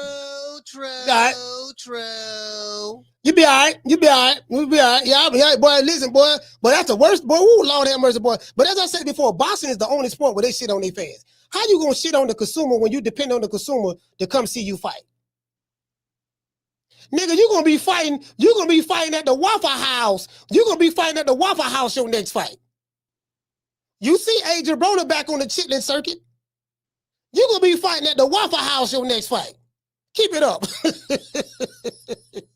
Nigga, you gonna be riding this bitch. You gonna be riding this bitch fighting that Piggly Wiggly, fighting at the local Piggly Wiggly gas station. You know what I mean? You know what I mean? Nigga, you gonna be fighting.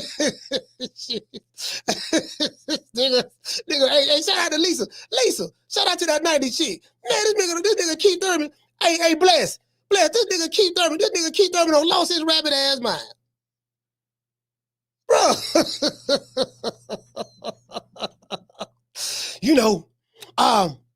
it's a shame that we had to cancel the fight because I was looking forward to having this fight.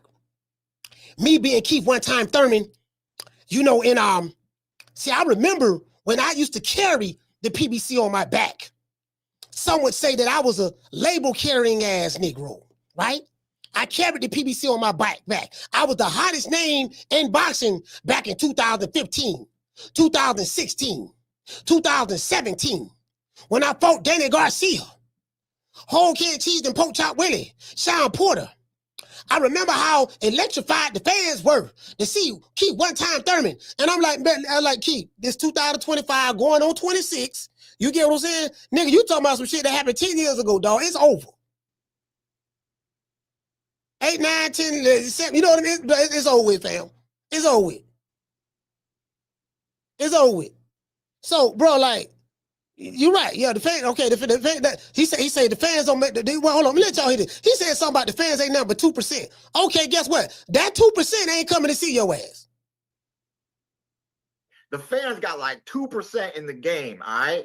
Like, the fans don't run nothing. The fighters don't run nothing. There's other things that are running things. I don't know. All right, cool. Okay, I listen, I get all that. Fans don't run nothing, this and that. So this is the dumbest shit in the world. I'm gonna tell you why the dumbest shit in the world.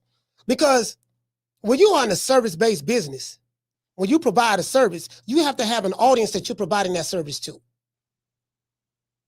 Right? And if you have an audience that you're providing, that service to, it shows that there's a demand for the service that you're offering. So the people who run the sport in boxing is presenting a product to who? The people. If the people like the product and it's marketed right to them, and the product does what it's supposed to do, it will do what? It would attract more eyeballs, more people. When people are interested, they separate themselves from their money, and in exchange, they expect to be entertained. So when I hear these fighters or some of these people in boxing who say dumb shit like that, I'm like, fam, nigga, you're going to be fighting at Kentucky Fried Chicken your next fight. You one fight away, fam, you one fight away from going back to Popeyes. Because the boxing, the powers that be, they're going to be like, yeah, okay, this nigga overwatched that. Let's move on to the next one. Because they're going to move on to the next mofo. You ain't hot no more. You ain't Mike Jones. Do you get what I'm saying? Like, boxing is the only sport I know that do that shit. And Keith, you already ain't got no fans. You and Fedora ain't got no goddamn fans. I don't hear nobody talking about you motherfuckers. I'm right here in Tampa Bay, the Bay Area, and I'm telling y'all ain't nobody talking about this nigga. Ain't nobody having no arguments about no motherfucking Keith Thurman. And they damn sure ain't talking about Fedora. You get what I'm saying? So, you know, I just had to cover that. Yeah, motherfucker Keith Thurman. Yeah, he tripping. Keep tripping, fam. Keep tripping. You get what I'm saying? So I mean, it is what it is. But hold on, check it out. y'all remember that video I was telling y'all? Hold on, I gotta go to this one right here. Y'all remember that video I was telling y'all about Don House? So I found it. This was 11 years ago, right? This was 11 years ago. Hold on. Not own the rights to this material. It's for education purposes only. The most important thing. I have to ask you this. Deontay Wilder, 31-0, 31 knockouts. What happens if it remains the... Hey, look how he closed his eyes. Now check this out. And this sucker nigga nutsack had no snuck this in the back door, right? So, you know, he like, hold on, let y'all see this. 31 knockouts. What happens? That's the most important thing. I have to ask you this. Deontay Wilder, 31-0, 31 knockouts. He closed his eyes. They asked him about Wilder. He closed his eyes in disgust. True. Here you go, check it out. What happens if it remains to burn fights him? House. So he calls Don House. Don House is Deontay Wilder's current lead trainer. That's the one that had the broomstick in his hand. The broomstick guy. It was Wilder be moving his head back like that. This is him. Here you go right here. I got a quick question. Deontay Wilder, 31-0, 31 knockouts. Listen. What? As the one interviewer asked Deontay Wilder, I understand your career has been strategically choreographed. Listen, we will fight Deontay Wilder, but we will fight him when he's 40-0, right? So he got 9 more fights to get. He gonna fight my grandmother. She dead. We gonna wake her up, put the dirt off of her. My grandmother's grandmother. Come on now, when you're 31-0 in America as a heavyweight champion, his name should be posted on everybody's refrigerator, right or wrong. Come on now, 31-0, your household name. Right?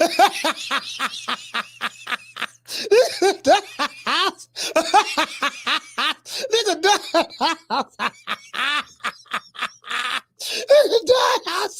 he said, yeah, he gonna fight my grandmother. You know, when she dead, we gonna wake up, knock the dirt off her. He gonna fight my great grandmother. You know, nigga, Don House, this is Don House said 11 years ago. And this is Don Wilder's lead trainer right now. Right? He's fighting guys out of the top 50 in the world. You see the last fight? The guy got hit. The guy got hit with a phantom punch. No, he landed that punch. Hey, he would talk about Malik Scott. He said, you saw his last fight. He said he fight dudes outside of the top 50 in the world. Which is true. Wilder was fighting dudes ranked 300. True story. We did a whole show on that. I put up a resume. But he say, look at the other dude. The dude got hit with a phantom punch. Ellie, listen, Ellie got the meat down to the base so much he even lied. No, he landed that punch. Fight. The guy got hit. The guy got hit with a phantom punch. No, he landed that punch. Where? What punch? The right hand? Yeah. The right hand. Left. I think was it? Yeah, the left. He slapped him with the left, and he blew him out with the right hand. Come on now. No, he did. Chris. Why do you say his name right?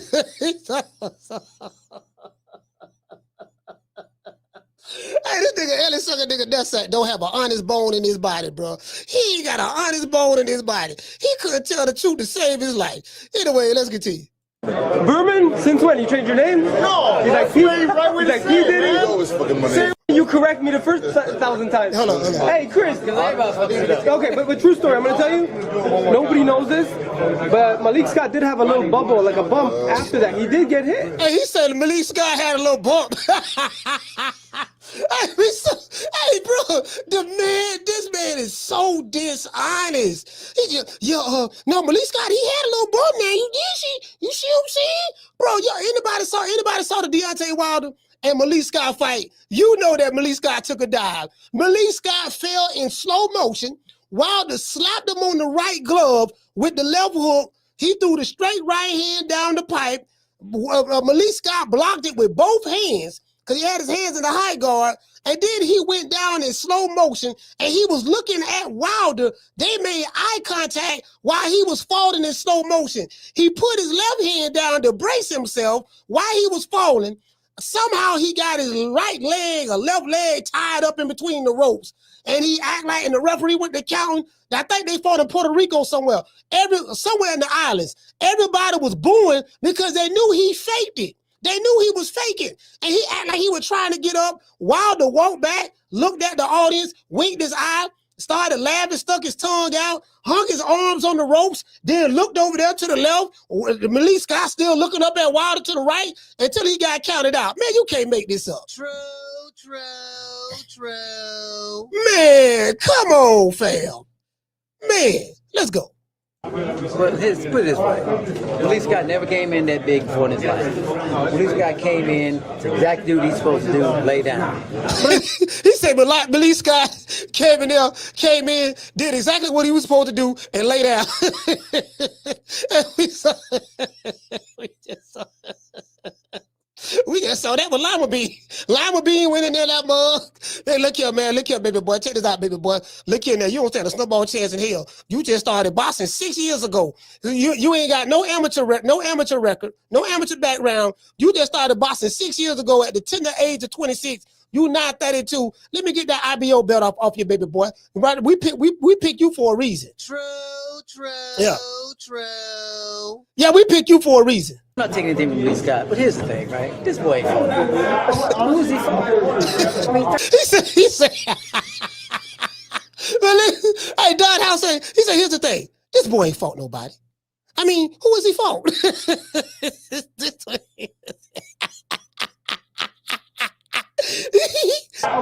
he fought? I'm not taking anything from Lee Scott, but here's the thing, right? This boy ain't fought.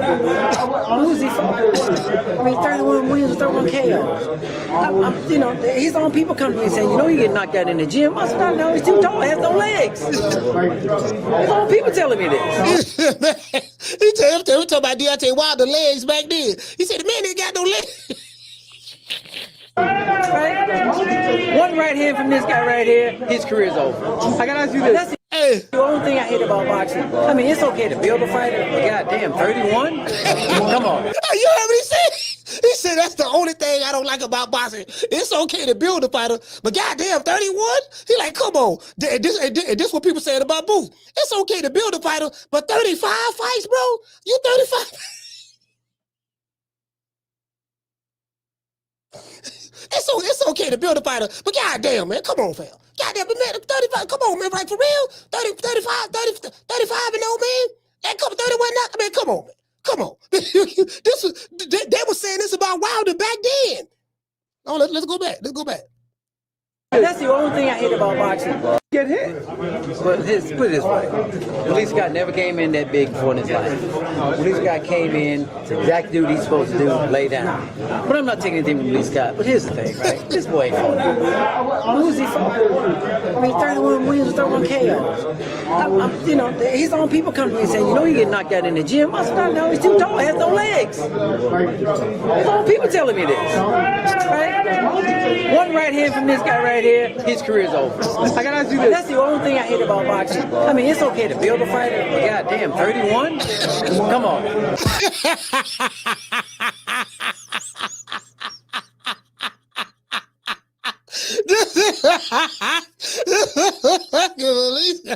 this is Don House, man. Hey, this is Don House, man. Don House is hilarious, bro. Don House is hilarious. This man, hold on. He gonna flow it. He gonna flow it. Hold on. See, I missed the good old days. If I want to see some good entertainment, I got to go back to the good old days of boxing. So I'm talking about back in Florida. So I missed the good old days. And money make them into your life. The problem child. And gave my little brother that name, All About the Bread. My man. About billions. You know, I gave my little brother that name, All About the Bread. My man, Adrian Broner. It's gonna be a problem, the problem child, and anything else is uncivilized. But it's your man, Money Make coming to your live from Fight Hype. And once again, we gonna strap it on. Just like that. Now, my man that took over. Once again, we gonna strap it on. See, see, they ain't had no Diddy back then, but you know, it is what it is. They're probably telling him no Diddy now. Over at 130, he just took over at 135. No, he said, "Hey, big bro, what weight you think I should go to? Should I go to 140?" I said, "Damn, baby, bro, they trying to get you to fight me. They trying to bring you up to 47." But I said, you know what? Clean the rest of them kids up and do what you got to do, baby, bro, because you know your big bro, they got a 30-month run, and yes, I'm about to cash out just like that. You diggity dig. Floyd say, yeah, and I'm about to cash out. You diggity dig. You get what I'm saying? So, Floyd, listen, see, I ain't gonna lie. See, I miss this Floyd right here. I miss this Floyd right here. I do. I miss it. I said, damn, baby, bro. They trying to get you to fight me. They trying to bring you up to 47. But I said, you know what? Clean the rest of them kids up and do what you got to do, baby, bro. Because, you know, your big bro, they got a 30-month run. And, yes, I'm about to cash out just like that. You diggity dig. And I can't forget about my boy over here, Young Cube. Step over here and tell him what you do. Young Cube. Get them all in. Get them all in. Hey, where all these dudes at now? Where they at now? These niggas on the milk carton right now. We can't find none of these. Where they at? Get them all in. Well, you know, like I said before, you know, it's like this. Like I always say, baby, we stronger together than apart. So, you know, my boy, of course, AB got the band camp. Of course. He's always, but he's always affiliated with Big Bro because he got to get that money. Hold on. When this was? This was what year this was? It was 12 years. Oh, this was before PBC. PBC, this was before PBC. This when they was at Golden Boy. This Golden Boy right here. You know what I'm saying?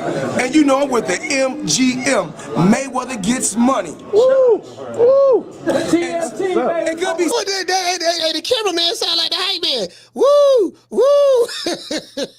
CBS, cash business system. Something like that, you know, it's all freestyle. You know how we do. and J Love. I'm all in. And J Love. All the girls love love. All the girls love love. now Jelly Love, I think he's the lead trainer for Jake Paul now. Jelly Love is with Jake Paul now. You know, we got winners. This boy in the fight, I'm working this boy corner. I'm like, yeah, Jake, so this is what I need you to do. He gonna talk about, hey, Jim, I like the necklace you got on. I said, do what you gotta do, motherfucker. We gonna get to the necklace part. You gonna get more than a necklace if you get that belt. Get what yours got on. Hey, Say. They know it's a trick. They found it. Hey, see, it was popping. It was popping back then. Found it a kryptonite on your gloves after the fight. We got rid of that. See, Boston ain't popping like this no more. It ain't popping like this no more, fam. But when you are put in a certain position, he should be he's able to, like me. You know, when I was in a position, I can pick and choose who I want to, because I earned that right. Yeah, man. See that? Let me drop the phone lines, man. It ain't popping like this no more, fam. You get what I'm saying? Hope you know what? You know, I ain't gonna lie. I missed them days. I missed it. It was popping. You get what I'm saying? Floyd left, and it's like, Now Canelo holding it down, but you know, Canelo, you know. That's why I said, boy, yesterday I said, man, after Floyd and Crawford, man, like. But nigga, it's over. Like it's over. Like, cause them old guys gonna have to get phased out, or they're gonna be, you know what I mean? They got, you know, eventually. When I say by that, they're eventually gonna lead the game. They ain't gonna box forever. You know, no fighter fights forever. It's gonna be a time when they gonna leave. They gotta go or whatever. However they leave, right? And I'm like, that next crop, who got the charisma? You get what I'm saying? It's just next year the business model, the old way of doing things is over with.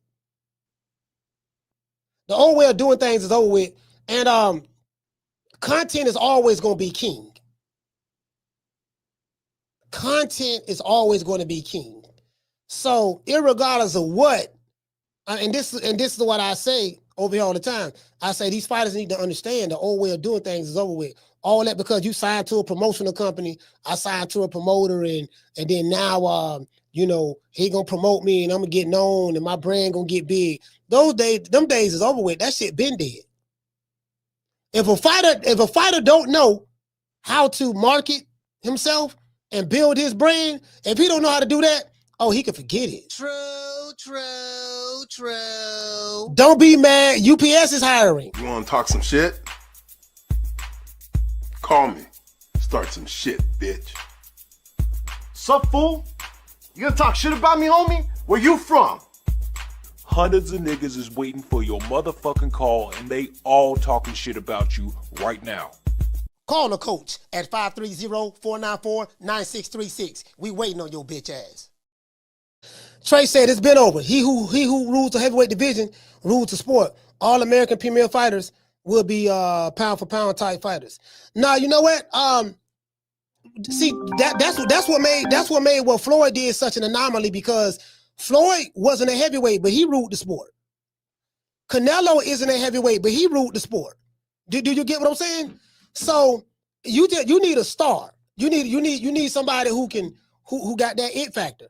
Caller, what's your name? You calling from? Jamie from New York. Jamie, talk to me. Hey, Keith Thurman, way out of line with this one, bro.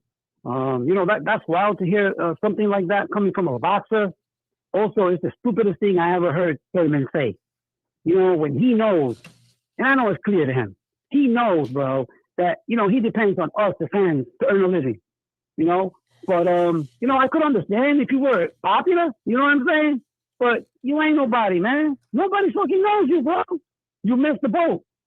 Let me say this, coach, and I'm out. Keep Thurman playing himself again. And in your next fight, you know, the fans, We're going to show you who runs boxing.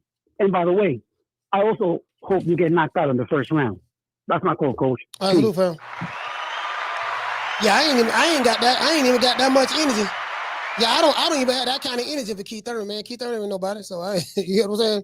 Shit, I'm looking at these young niggas. I'm looking at Debo Dev and Brian Norman and Bam Rodriguez and David Benavidez, and you get what I'm saying? And Boots Ennis and Virgil Ortiz and Kid Austin and just all these young fighters, Jaleel Hackins, Keith Cologne, Cam Walker. I'm looking at all the jitterbugs, all the young fighters coming up. That's what I'm looking at.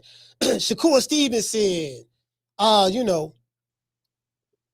looking at those guys. That's what I'm looking at. Now, there is optimism. It's not doom and gloom. It's a really good time. If you understand the game. And I drop it over here all the time, but I'm gonna stop dropping it because I say, you know what? Can't keep feeding pearls to swine. Giving up an uncut game for free, and it's like, man, these motherfuckers ain't taking it around with it. So I'm finna apply pressure myself and get it cracking. I'm gonna get it cracking over here on this end, and you know what I mean? Because I look at it, it's a prime opportunity right now. Like the field is wide awake to get the money. The field is wide awake to get the money right now. It's just that boxing, the way it used to be, that's over with. The way people consume boxing, the content, that's over with. You get what I'm saying? So, y'all remember why I had Stitch Duran over here. What did Stitch Duran say? Only 1% of the fighters generate 99% of the money. And everybody ain't gonna get no Turk Island Sheik payday. Just gotta throw that out there. Turk Island Sheik throwing big money to the top names in the sport. Anybody outside of the top names, they getting more money than they would get under their promoter. That is true. But it's gonna come a time where even that is gonna reset because Turk Island Sheik is the anomaly. He's bringing money to the sport with his events, but y'all got to see what's going on now. Dana White he over TKO boxing. It's new. But Paramount, the same company that owns Showtime boxing. Remember, they shut down Showtime boxing, but they picked up TKO boxing. Ain't that some shit? Y'all don't see what's going on? Netflix is in the boxing content game. If you put up a good product and they like it, they'll buy the rights out to your content. They'll buy it outright, and then Netflix will own the rights to that particular event. And then people gonna see it over and over and over and over. Because Netflix got what 200-300 million subscribers, something like that. So the game has changed. You don't hit that by Top Rank. But you see they fighters on different fight cards. You don't hear that about PBC no more. But you see they fighters on different fight cards. Turk Island Sheik and even with Pro Box. Even they either be on Turk Island Sheik card or they're gonna be on Pro Box. You don't hear nothing about that no more. Nigga, it's over. Oscar De La Hoya, yeah, he went golden, boy. But boy, you don't really hear nothing about De La Hoya. Like, he doing mediocre stuff. Mediocre events. Just a little something, you and your wife can go out and, yeah, baby, let's go to this fight right here. You know what I mean? It's going to hold like 7,000-8,000 people. Y'all going to go out and, 5,000-6,000 people. You're going to go out and, you get what I'm saying? People going to enjoy themselves and see a good little scrap, but it ain't nothing mega or major. Chitlin circuit stuff. That's what Golden Boys do, Chitlin circuit. All the big fights is Turk Island Sheik. So, shout out to Summer in November. Shout out to Nods. What they're doing is, I told y'all, they're taking this shit over. He don't take it over. It's done. Y'all just don't realize it yet. I'm telling you, I'm giving you tomorrow's headlines today. 2026 hit, y'all gonna be like, damn, Coach was saying this shit. Yeah, it's over with. It's over with. that one face of boxing model is gonna, whenever Canelo decide to hang it up or his star power diminish, it's over. That's over with. Bro, you know, I used to be a Jake Paul hater. Facts. I'm not a Jake Paul hater anymore because I admire his business savvy when it comes to negotiating deals for boxing. He's a crossover boxer. He's a celebrity boxer. Not crossover boxer, but what I'm looking for, influencer boxer. Influencer boxer is when you got somebody that's an influencer on social media and they got a big following like a KSI, and then Jake Paul has a big following, you know, on social media, and then he's an influencer, and Jake is an influencer, KSI is an influencer, and they said we want to get in the ring, the boxing ring, and fight each other. That's crossover. That's influencer boxing. The sport is boxing. The two guys are influencers, and they have agreed to box each other. More WWE-ish. You get what I'm saying? But that's what's going down. And I'm gonna tell y'all something. I'm gonna tell y'all some real shit. All you old heads out there, y'all can pick this up. It ain't coming back. I'm gonna tell you why it's not coming back. You gotta understand the conditions that created a Marvin Hagler. You have to understand the conditions that created Muhammad Ali, Sugar Ray Leonard, Benny Briscoe, George Foreman, Mike Tyson, Roberto Duran, Tommy Hearns, James Toney, Roy Jones, Pernell Whitaker, Evander Holyfield, Riddick Bowe, Lennox Lewis. The conditions that created those fighters, which had Oscar De La Hoya, Floyd, which had Tito Trinidad. The conditions that created those fighters, which had boxing popular and popping during that time, those conditions no longer exist. This shit cupcake right now. You don't even have the type of men in today's time that produce the type of men of that time. The man in today's time is different from the man of the 60s, the 70s, and the 80s. This 2025 and beyond version, or 2020 on up and beyond of boxing, that's different. It's different. Whole new culture. We don't even have a boxing culture anymore. That's why it ain't coming back. We always gonna have boxing. People, you know, we're gonna be seeing stuff, people throwing hands. But I'm saying that excitement like that, that's all I'm saying over here in America. I can't speak for Japan. I can't speak for the UK. I can't speak for Mexico. So no, and I'm not talking about Mexico. I'm not talking about Japan. I preface this with saying American boxing. You always hear me say American boxing. American boxing. Yeah, that's over with. That's over with. Motherfucker soft now. I mean, hell, look, okay, hell, you can see it. You can see it the way if you grew up in the 80s and 90s, look at how you grew up. Look how society was, and then look at how your kids are growing up, and look at how society is today. That tell you everything you need to know right there. So, the promoters and the networks, they got what they can get out of the sport, but it's a wrap. So niggas like a Keith Thurman, you can't afford to tell, oh man, these fans ain't but 2%. Y'all don't rent nothing. Y'all don't do this and that. Even if that's true, you don't come out and say that shit. Because you don't even have no fans, fam. And my argument to that is this.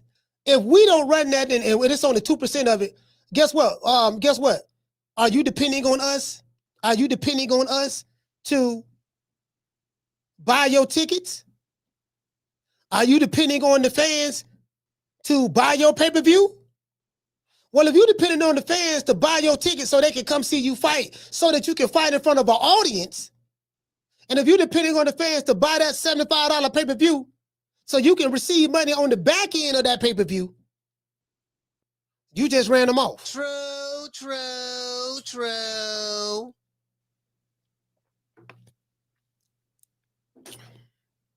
You just ran them off. That's over with. Now we talking about a dude who ain't got no fans. Keith Thurman talking like, again, as I said before, he talking like this is Sean Porter days, like this is Danny Garcia days.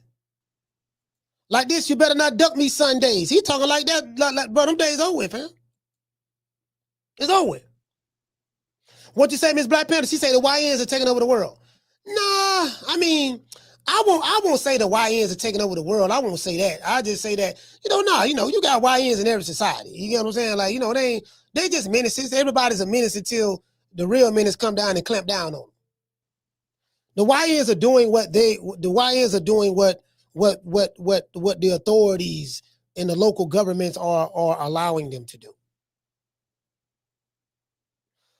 If the local government say, you know what, I'm going to clamp down on this shit to be shut down in 24 hours. Yeah. Just like that.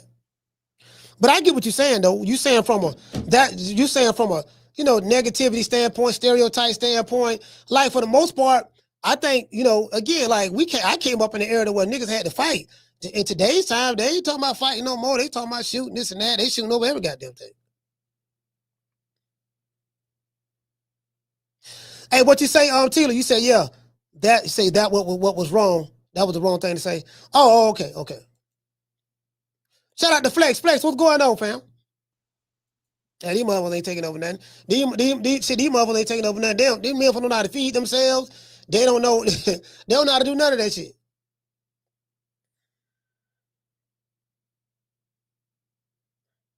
Hey, what you say, fam? You say the men today are actually playing different sports too. Yeah.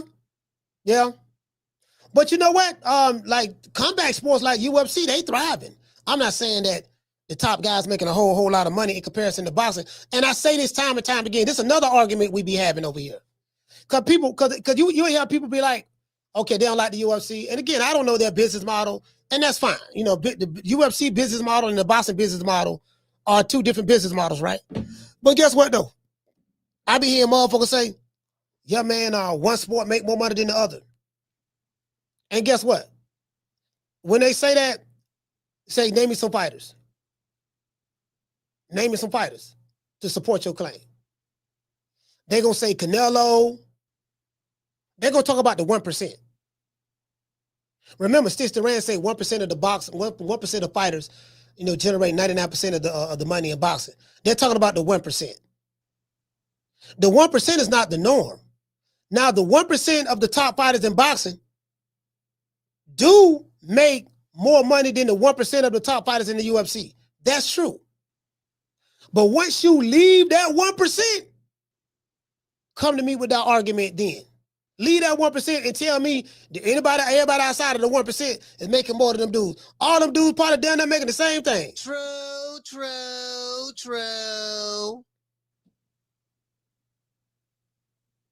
They probably making damn near the same thing.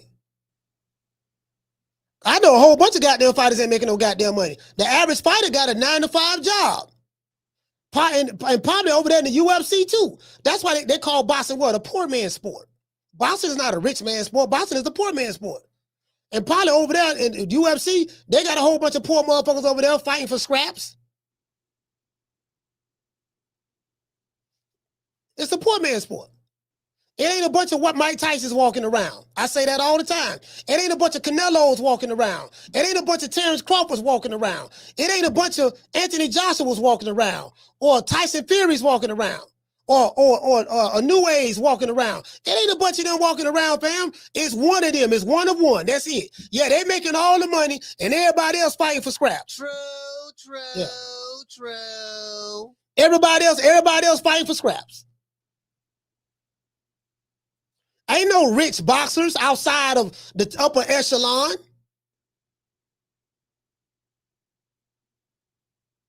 I talked to a lot of fighters. There is no rich boxers outside of the upper echelon in 2025.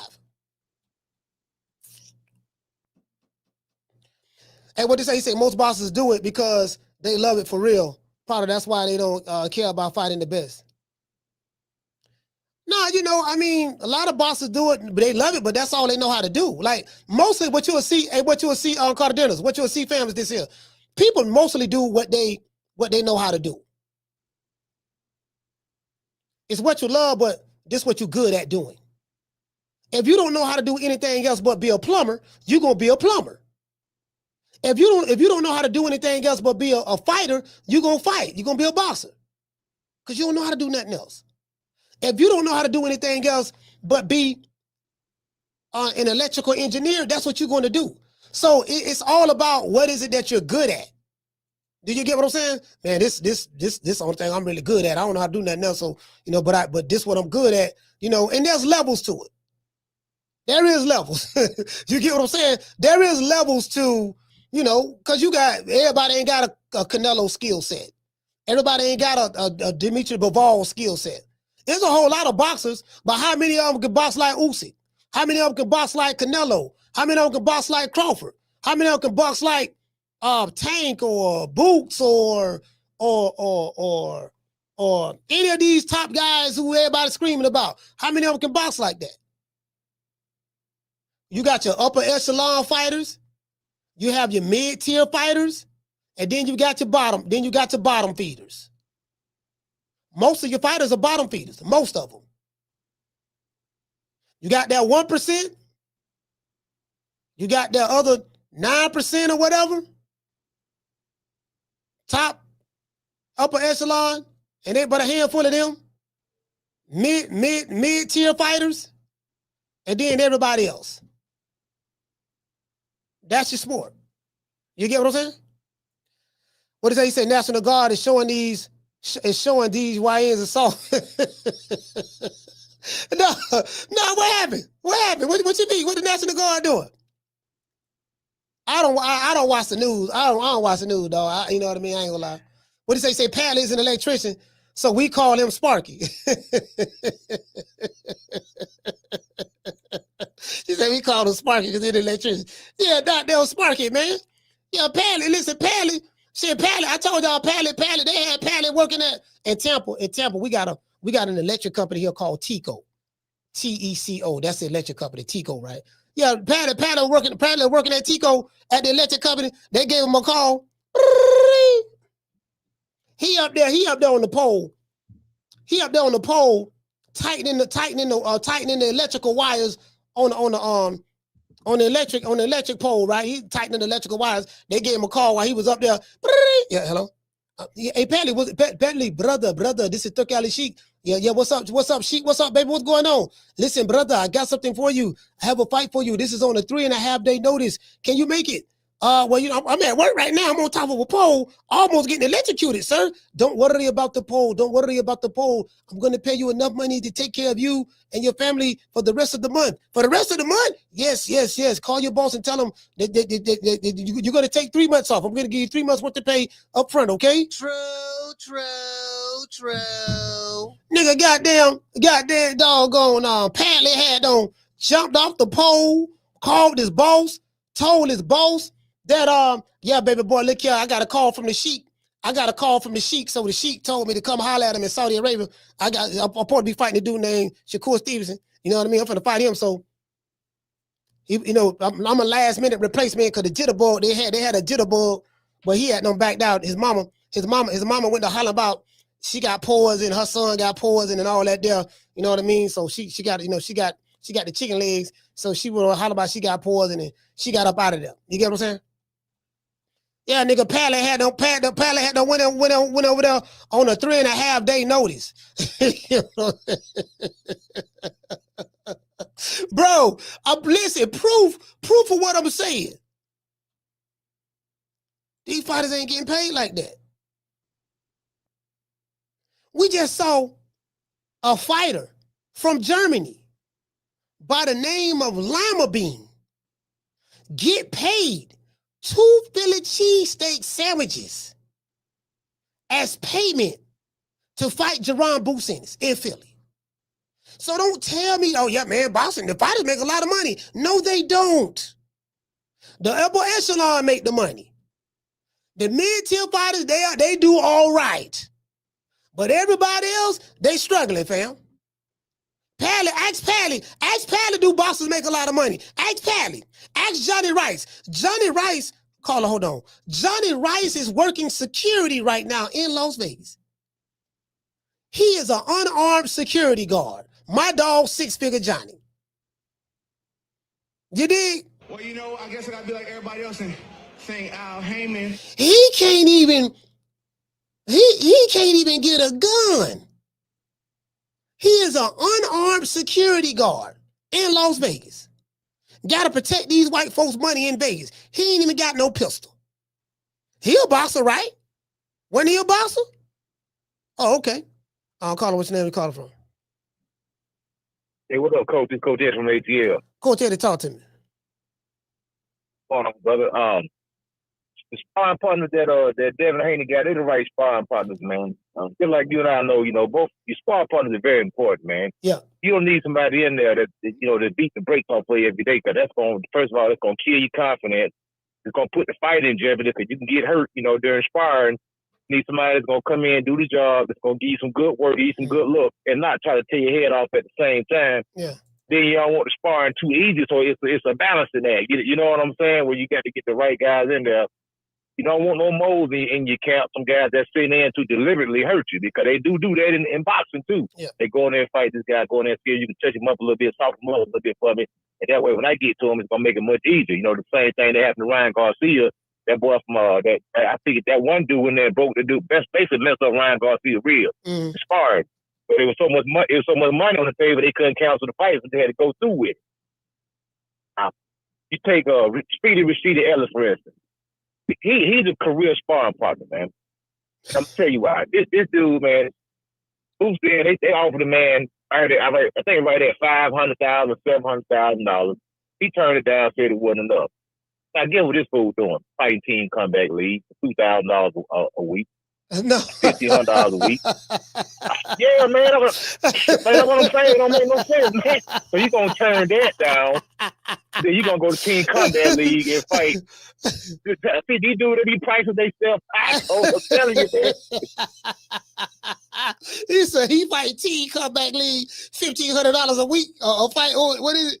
How much they get paid? $1,500 a week. I ain't lying. I'm dead serious. Rashida Ellis is fighting Team Comeback League. But this man you was fighting Team Comeback. Go ahead, go. No, somebody in the chat say they offered him $50K. He said they offered him $50,000. I don't know how they ain't offered that man on $50K. Man. Nah, they offered that. They offered that man. The first offer was $500,000. All right.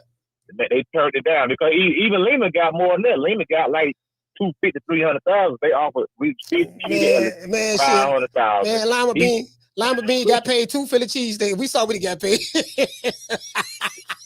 Yeah.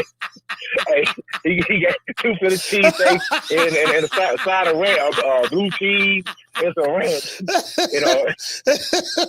I got a quarter Mickey's, 2 a Black and Mild and a bus fare. That was it, bro.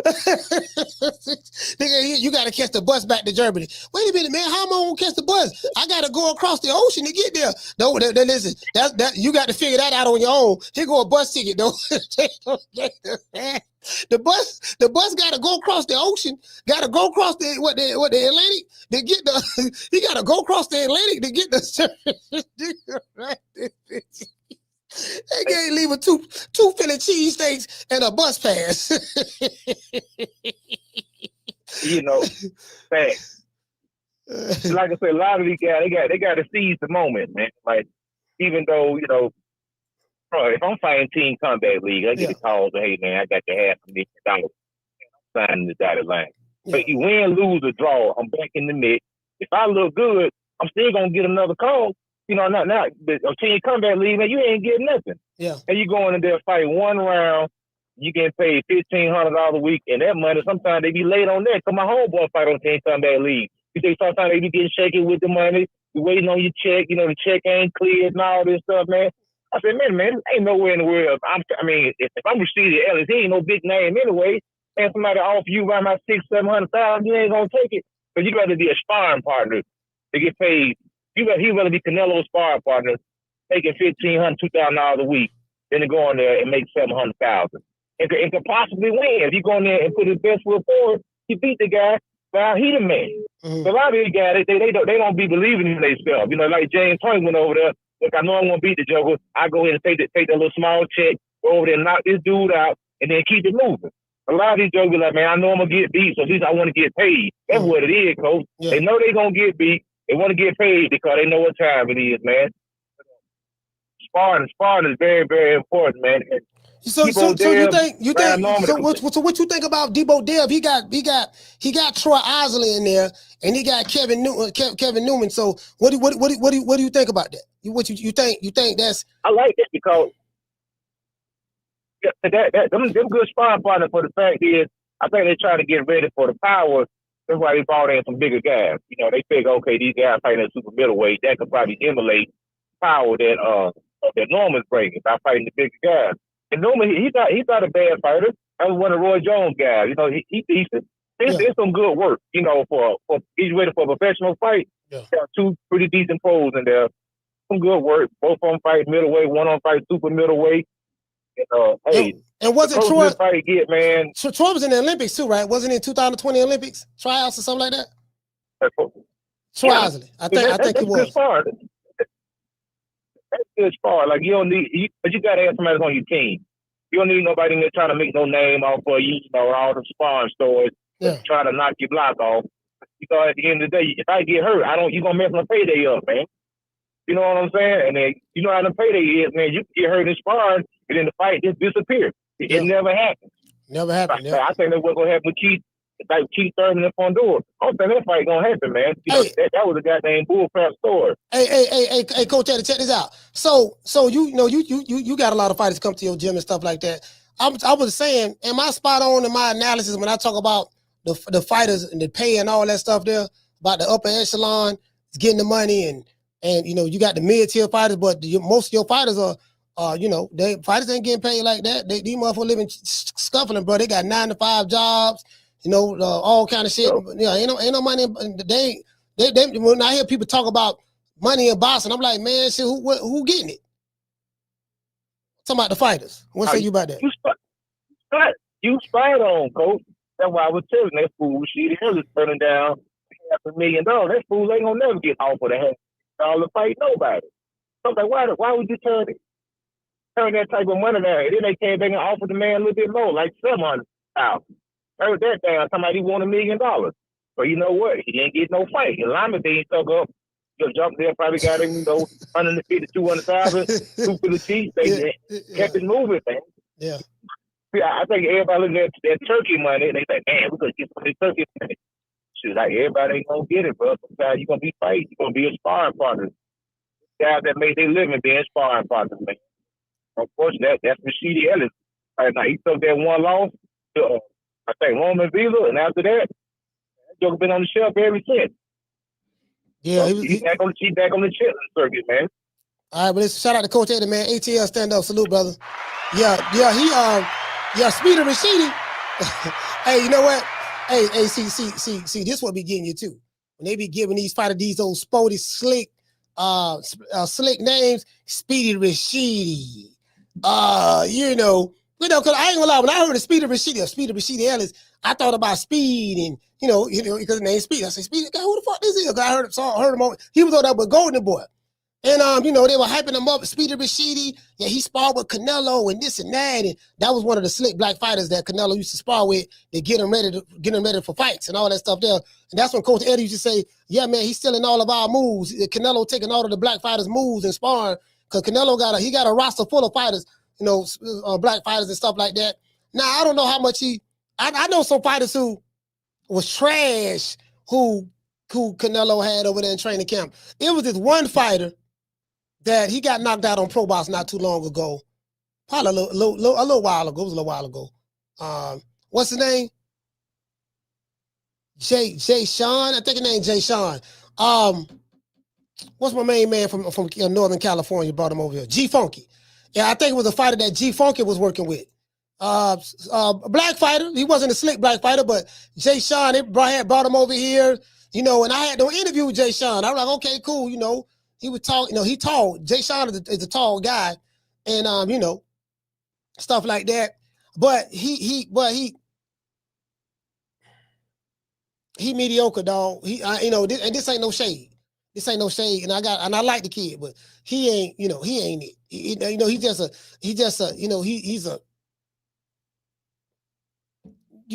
an average. He like right there. If he's not average, he like right up to it. He about like an average fighter. And then I tried to get him back on the show. I said, you know what I'm gonna do? I'm gonna get the Jitter Boy back. I'm gonna get him back on the show because he had a fight coming up. And I tried to get him back on the show because I always like to do that. You know, if I remember, because I tell dude, look, man, because people be like, hey man, I'm coming on the show, this and that. Sometimes you gotta remind me, dog, because I got so much shit going on that I will forget. I will forget if I don't write it down. So. Yeah, man, but I tried to get him back on the show, and he kind of like was BSing around and all that stuff there. I was like, okay, cool, he good. So he ain't been back on the show since. And yeah, sorry about that. I'm looking up, man. Yeah, he ain't been back on the show since. And then I was at Pro Box. It was the same event where I think where Lolo Harris was at. You know, Lolo and Bomac and all them, he was telling me about, yeah, I don't do interviews. I ain't even asking nigga for no interview, but I guess he just trying to let me know what he do and all that stuff there. I'm like, man, nobody know who the fuck you is. I don't know who you is. I ain't never heard of you. I've been on this shit for 5 years. I ain't heard of you yet, fam. You know what I mean? So I'm just being honest. You probably were popping before I got on, but since I've been on, I ain't heard nobody talking about you. But anyway, yeah, I think on that card right there, I think I want to say it was that card. I'm not sure. But his name, Jay Sean, yeah, he got a man, he ain't, you know. Yeah, he ain't. You get what I'm saying? Like, you know, you get what I'm saying? Like some people, you just gotta be honest with them. You gotta be honest with them, dog. You can't be telling these people what they want to hear. You gotta be honest and say, look here, dog, I ain't gonna say a lie to you, baby boy. You know what I mean? That is true when they say there's levels to this. That's true. That is true. But it's overly used with certain fighters. You know what I mean? Like, yeah, there's levels. The shit is funny though. Every time I hear motherfuckers say levels, they're like, okay, now you saying there's levels to this. You better win this fight. You better win this goddamn fight. You keep talking about levels, you better motherfucking win. Because you fuck around and lose to the nigga who you say that you levels above, we gonna be looking at you sideways. Hold on, wait a minute now. You talking all this level shit, nigga. I don't bet the house on you. Because you told me you was levels and put the money on you, and you know, my wife told me. You know what I mean? I got niggas talking about something. Yeah, nigga, my wife told me. Yeah, man. She told me if I'm gonna put the mortgage money up, I bet the kids' college tuition. You know, I took all the money, you know, out of the life insurance policy, whole life, and I put it all on you, baby boy, and you lost.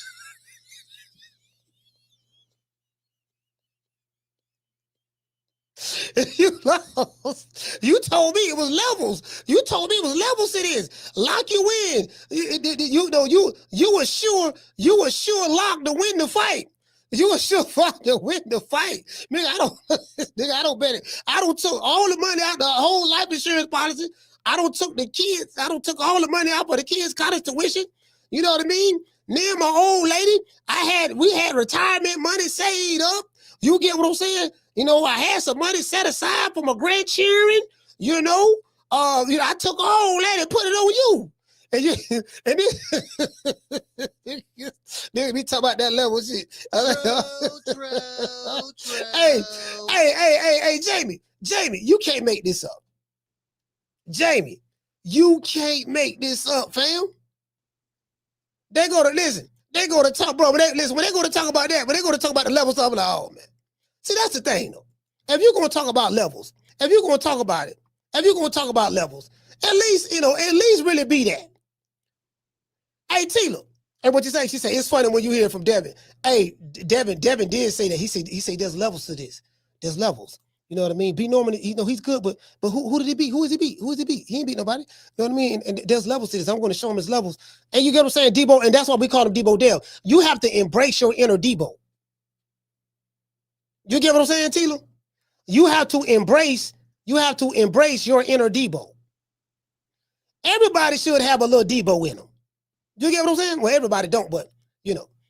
What you say, fam? He say, now I don't know what boxer it is, but why would you touch your life insurance money to bet on them?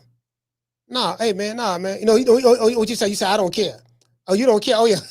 No, I'm just joking, fam. I ain't saying no boxer did that, but I'm just joking. You know, I've been using a lot of hyperbole to get my point across. You get what I'm saying? But you get what I'm saying? Yeah, well, what we talking about? Yeah, man, you can't be doing that. That level shit get a nigga fucked up. You around this shit, believing that shit too. And I think that's why a lot of people were so sick. Like them dudes. It's some dudes right here I can show you right here. Now you can tell, like this was more than just our guy lost. This was, hold on. Yeah, this was more than this was more than, hold on, let me go right here. Yeah, this was more than, yeah, man, my guy lost, dog. He lost. Nah, this is more than that. These motherfuckers right here was, let me go right here. Let me pull this up. I'm trying to pull this video up. I want y'all to see this. When y'all see this video, y'all gonna know exactly what I'm talking about. I'm looking at Eddie Hearn. Eddie Hearn jumped to the ring. Look at how Eddie jumped to the ring. Yeah, mate, we did it. Nigga, right? Whooping niggas who just turned pro 6 years ago. Bro, boxing don't care now about nobody, bro. Bro, how you beating up on dudes? How you beating up on dudes? Listen. How are you beating up on dudes who just started boxing 6 years ago? 6 years ago, at 26, don't have an amateur background. You beat them up, and then you see what I'm saying? See, hold on, I want y'all to see this here. See, I'm telling them right now, Debo Dev. See, right now. Floyd Mayweather, Sam Shooter, all combined in one. Sprinkle with a little bit of Mike, but Gumbo. You ain't been in there with that like that. Absolutely not. Hey. You can't talk to you. He called me with this shit 3 times a week. Yeah. He's been in the ring with Logan Taco. He's been in the ring with George Camposo. He's been in the ring with You forgot he trained with Floyd Chess. Have you ever been in the ring with Brian Norman Jr.? Hell no, he ain't been in there.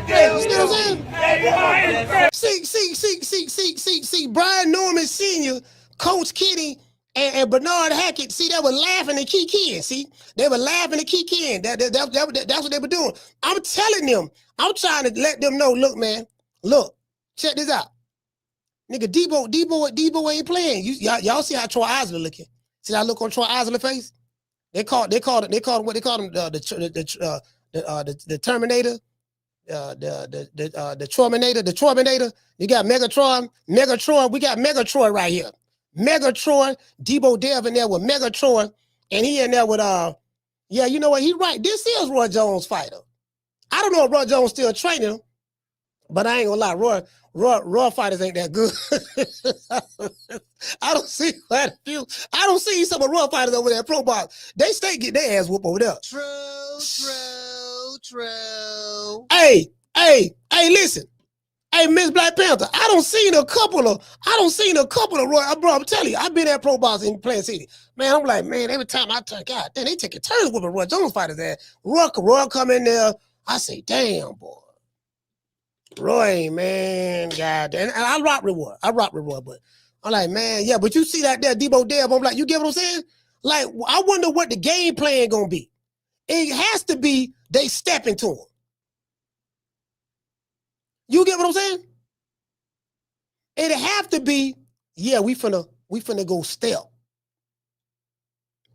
Hey, Miss Black Panther, what you think? What you think the game plan is? That gotta be it. Big Money Wall, he said, Bernard Hackett, man, listen, man, Bernard Hackett funny than the mud, bro. Bro, hey, bro, they were all of them laughing at me. Hey, Big Money, Big Money Walk. All of them were laughing at me, fam. All of them were laughing. They thought it was funny.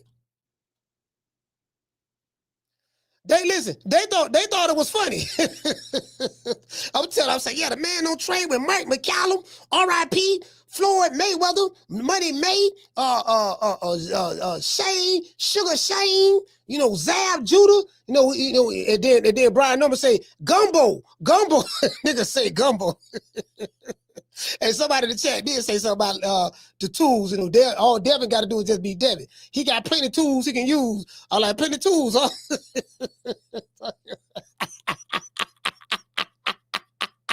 Hey, who that was in the chat said that? Somebody in the chat said, yeah, man, see, Dale got plenty of tools. See, right? What Brian Norman gonna do? Cause Dale got plenty of tools. He can take just any tool he want. You get what I'm saying? And I'm like, bro, all right, niggas say tools, huh?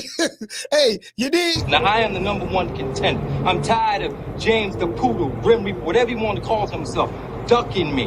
All right, I'm tired of man driving around town in 8 Rolls Royces. He ain't fought nobody. I'm still in a bro hand. Hey, yeah, the tool, yeah, I said, what tool we got? Check this out, baby boy. Look here. I imagine something like this happening. You don't walk to the ring, right? Debo Dev, Bill Haney. The storm is coming. Brian Norman Jr., Brian Norman Sr. Father and son combination.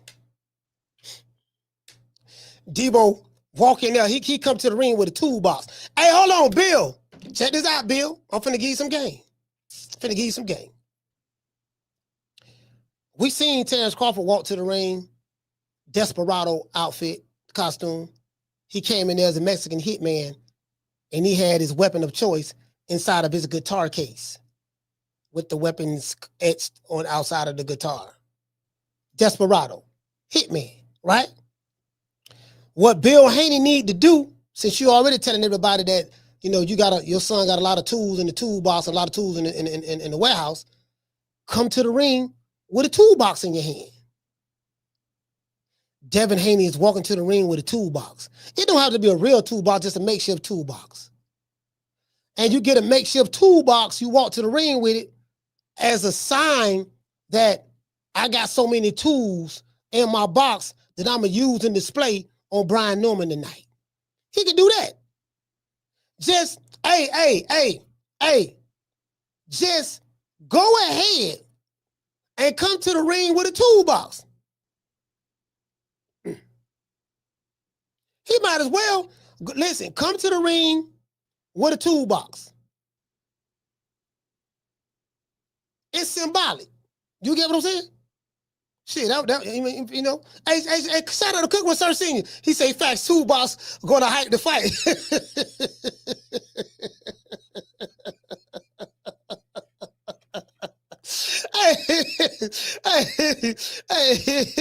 Hey, you get what I'm saying? Hold on, but this what he do though. Hey, Cooking with Sir Senior, check this out. This what he do. This how he do it.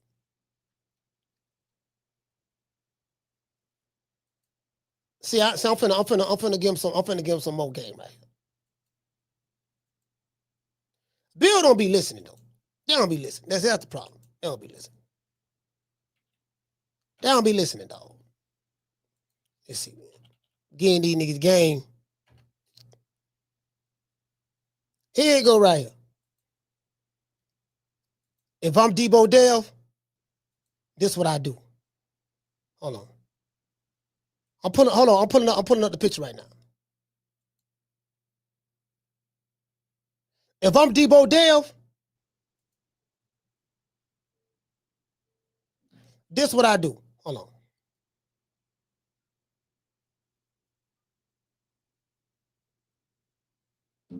Oh, Carla, hold on. If I'm Debo Dev, fuck it. You come to the ring like this. You come to the ring, you have this same shirt that Debo had on Friday.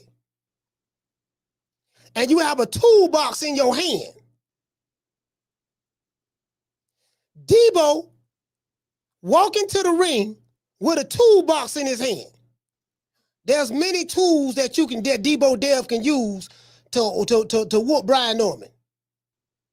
That ain't what I'm saying, but I'm just saying, if we go along with the theme of things, let's go along with the theme. You, Debo Dev, dress like Debo with the toolbox in your hand. Just go in there like that. Carter, what's your name? You calling from? It's Mike Wolf from Omaha, Nebraska, coach. Mike from Omaha, talk to me, fam. Yes, sir, man. It's coming by the social love, man. You putting me on like when you said that Debo shit. He come with the whole little bicycle, and you know how Debo got the little that little theme music and shit. He really should do it, but I don't think it's gonna hit as much because that shit over there in the overseas, man. That shit should be over here in America. That shit really hit hard. You got me on the speakerphone? Oh yeah. Yes, I can hardly hear you. You can't hear me? I can hear you a lot better now. Oh my bad. Oh, see, I'm just tapping in real shit, coach. I just want to show love to the motherfucking true media, man. You keep doing your damn thing, man. You just here listening, man. Keep doing your thing, coach. All right, Slewface, shout out to Mike, man. Hey. Yeah, see this, hey, Tina. Hey, Tina, see this is what we gotta do, right? We gotta cover this bitch. We gotta cover this shit like this. Hey, Tina, we gotta go all the way with it.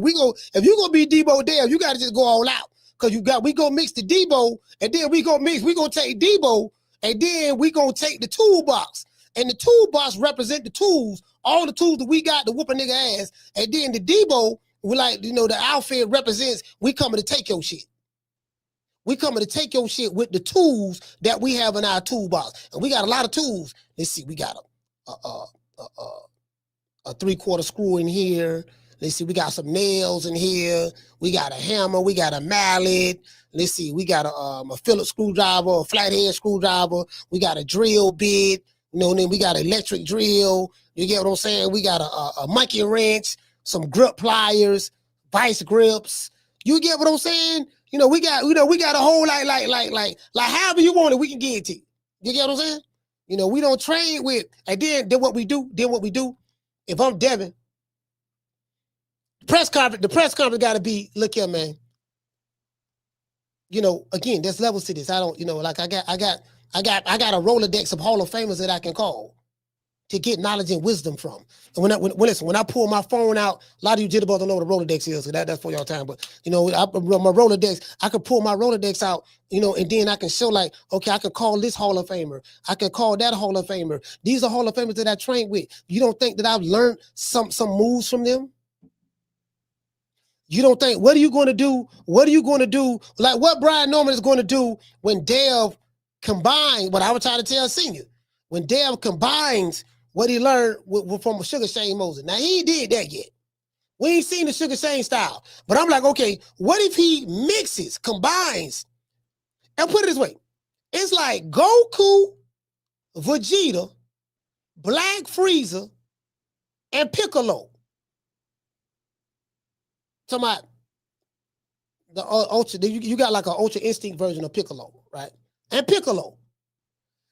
And it's like Dev is he's combining the moves that he learned from Goku, mixing it with Vegeta, tying it with Black Frieza, and icing on the top with Piccolo.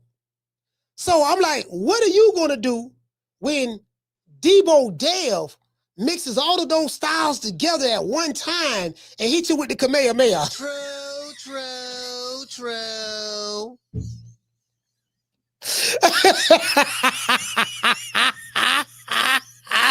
Oh, hit you with the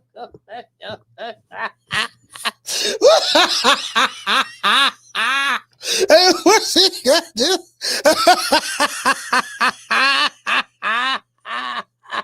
What is he gonna? Hey Trey. See what we gonna do now? What we gonna do now? We go. See what we got to do now, dog. Check this out now. Remember all that shit you learned? From Zab and Floyd and Sugar Shane and Mike McCallum? Yeah, I need you to mix all that shit up together tonight, cause this nigga here come to take your head off. True. You gonna need all that tonight. Hey fam, you gonna need all that tonight. This nigga with the Kamehameha, the Spirit Bomb, You know what I mean? All you get, we gonna hit them up every day night because he look like he mad.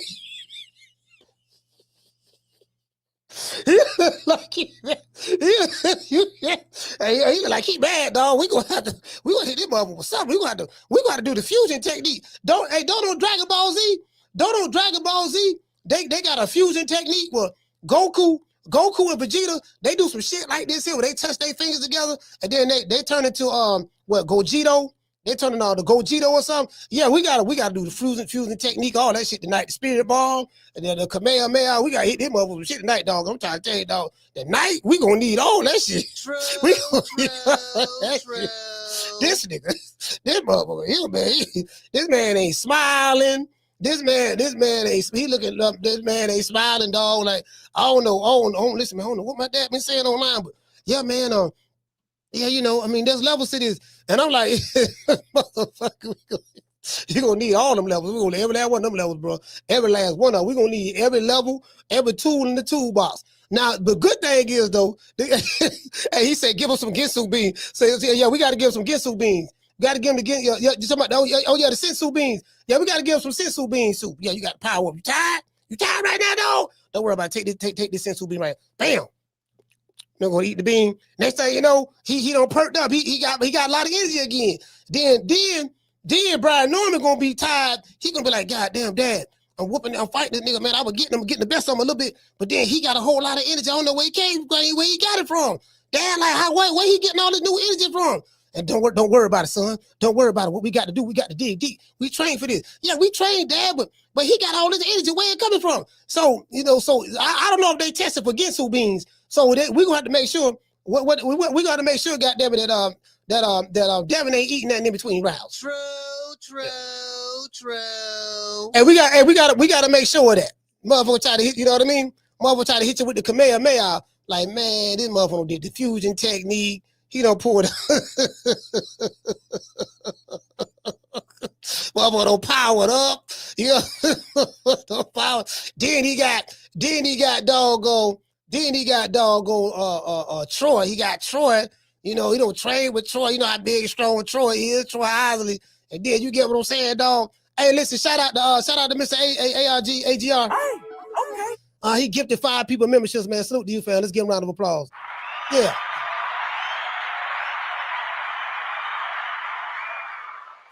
Hey, hit him with the 100 down from the bar, there's a platform stage. People pimping, sharp as razor blades. Hey, shout out. Hey, shout out. What do you say, Debo Dev and Felicia, man? I'm trying to tell you, man. But listen. I'm trying to tell you, boy. Like this shit. Hey, listen. I don't know what he gonna do. Like, I'm like, okay. Yeah, you already gonna have hair with Goku along. He could do Ultra Instinct, all that shit there. But then you got to deal with Vegeta. Then you know what I'm saying? Piccolo. He said, how many rounds will Yard last versus Benavidez? I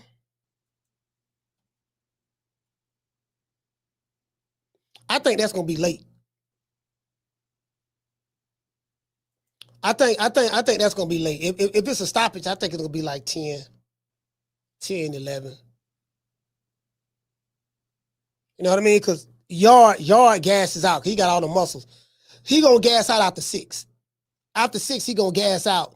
But I don't know if David Benavidez hasn't been able to stop anybody since he moved up to light heavyweight. So I don't know if he would be able to stop Yard. To be honest, I got David winning the fight. You know, I just think Yard gonna gas out like he always do. You know, I think the key to beating Yard, you got to take it to the second half of the fight. What'd you say, fam? He said, who Mason fighting? Mason is fighting Sam Noakes. He's fighting Sam Noakes for the vacant. He's fighting Sam Noakes for the vacant WBO title. You're a cool boy. You remember the belt that Keyshawn Davis had in lightweight? And he lost his belt on the scale because he came in overweight against Edwin De Los Santos. That's the belt that they're fighting for, the vacant WBO title. That's a hell of a fight. That's gonna be a hell of a fight. I'm looking forward to seeing that fight. That's a hell of a fight right there. That's a hell of a fight. I know a lot of people in America don't know who Sam Noakes is, but you know, again, that's a hell of a fight. Sam Noakes pretty good. So this gonna let us know, Abdullah Mason is very ambitious. He wants to become a champion. He's 21 years old now. So yeah, he's gonna be, if he win this, I think he's gonna be the youngest champion in boxing. So he'll even have a belt before Kid Austin had one. Cause remember, Mama Holyfield was talking about something. Yeah, Abdullah Mason is a prospect. We're not worried about prospects. We are on the contender level and all that stuff there. Okay, well, Abdullah Mason finna fight for a belt. If he win, goddamn, he a champion. He ain't no prospect. You call the man a prospect. Okay, you get what I'm saying? Now what? Do you get what I'm saying? So, yeah, that vacant WBO title. That vacant WBO title. So we're gonna see. We're gonna see what's up.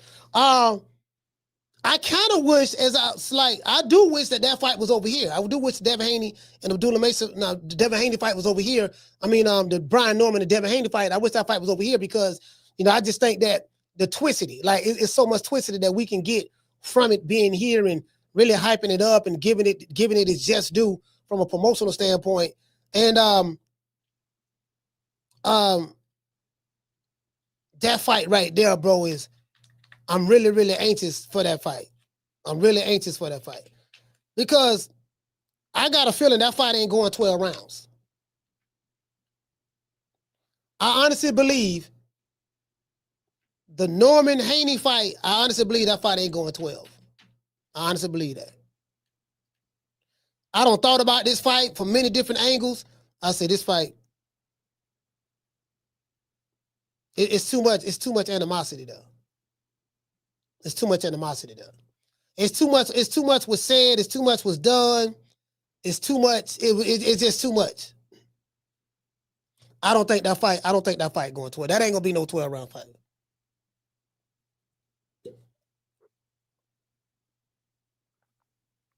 I think that's why Devin Haney is training, sparring with Troy Isley and sparring with Kevin Newman. I think he's doing that because I think Devin is going to try to come with a different strategy. At first I was thinking, man, Dev gonna get on his bike. First I was thinking, I say Dev gonna try to fight that boy like he did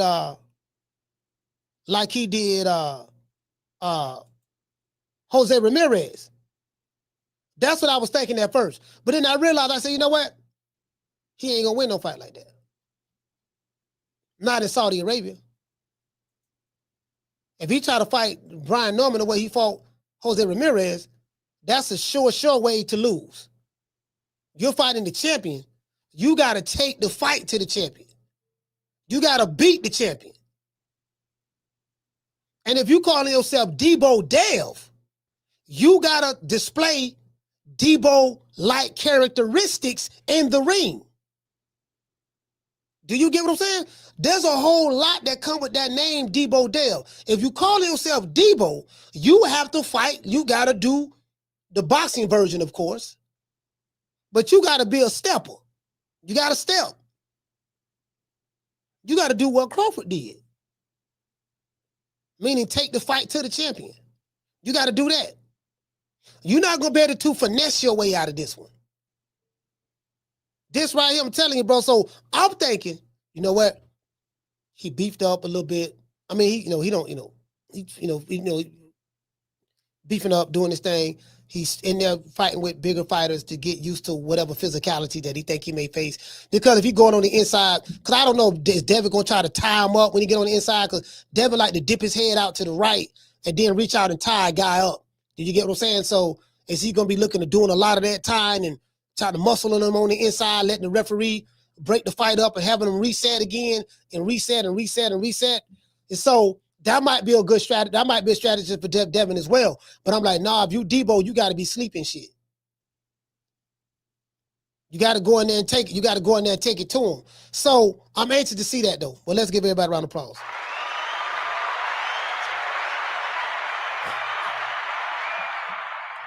Hey, shout out to Lisa. You get what I'm saying, Lisa? That's what I'm thinking. I'm like, nah, you got to, and what to say, highlight, he said he's going to have to jab his way to victory and use his footwork. Take no chances. Yeah, but this is the thing, right? I think that's kind of like what he did with Regis Prograis. Jabbed him. Hit him with the 1-2, every now and then, drop him, whatever. I think he gonna need more than that, fam. He gonna need more than that. Somebody getting stopped. This fight ain't going 12. There's not a doubt in my mind that this fight ain't going 12. I don't think it's going 12 at all. What did he say? He said, I can see Devin trying to take it to him. Yeah. Especially, highlight space. Especially if he taking it to his sparring partners. If he taking it to his sparring partners, if he taking it to Kevin Newman, or if he taking it to you get what I'm saying? Because I really don't know. What Brian Norman gonna do. I don't know. Because I'm hearing so much stuff. I'm hearing, well, he ain't on Devin level. Devin gonna outbox him. He flat-footed. He ain't really got no jab like that. He ain't on the skill. He ain't got the skill set that Devin Haney have. So I don't know what he gonna do. Devin Haney, you can look at Dev and say, okay, Dev got more than one way to skin a cat. Dev is, he got fancy footwork. He got a superior jab. Now, this ain't the shit I'm saying. Because when I hear people talking about Dev, I'm like, yeah, I got to go back. And I'm like, okay, you get what I'm saying? Like, I don't really grasp all of that. But anyways, I'm just going to take it and run with it. So he got all the attributes. And then, again, he's trained with Mike McCallum. He's trained with Sugar Shane Mosley. He's trained with Zab and Yoel Judah. He's trained with Floyd Mayweather Sr. and Money Mayweather. He's trained with those guys. And then he's fought Lomachenko. He's fought George Kambosos, which was a C-class fighter. I say that to this day. George Kambosos ain't nothing elite by him. But you don't have a bunch of elite fighters running around boxing. People talk about elite, who you beat elite. There's a whole lot of motherfuckers ain't elite. It ain't like there's a bunch of the elite boxers walking around in boxing. Motherfuckers act like when they go to talk about he ain't elite. Ain't nobody elite in boxing. It ain't but a handful of elite fighters. So anyways, the JoJo Diaz's, the Gamboas, you get what I'm saying? And it's like, and if you Brian Norman, you sit back looking like, you finished, man? All right, what? Okay, you fought JoJo Diaz. Okay, that's good. Who you beat again? Oh, George Kambosos became undisputed. Like, okay, cool, that's cool. You beat Jose Ramirez? Yeah. Oh, Jose Linares too? Oh, Jorge Linares? Okay, cool. Oh, you beat the Rougarou, Reach Prograis 12 round 0? Dropped him? Okay, cool. All right, yeah. Trained with who? Oh, Money Mayweather, huh? And Money Mayweather? Okay, cool. Trained with who? Zab Judah? Oh, okay, all right. Who else you trained with? Sugar Shane Mosley? Oh, okay. Mike McCallum, RIP to Mike McCallum. Mike McCallum? Oh, okay. You did all right. All right, man. Come on, man. Let's fight. True.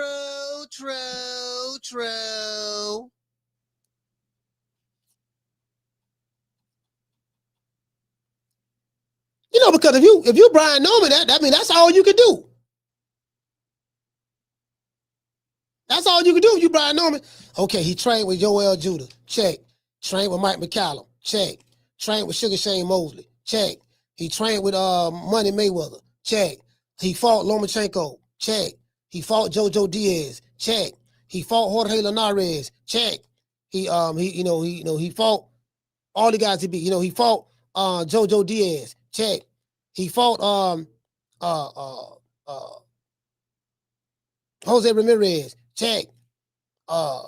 He beat Regis Prograis. Fought him. Check.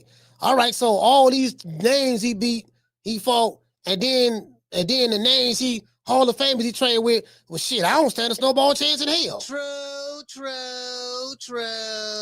So that's what, you get what I'm saying? That's what makes me, like me, I look at the storyline. Like, that's the storyline to me. That's the storyline. That's the storyline to me. When you look at Brian Norman, I'm like, who he trained with?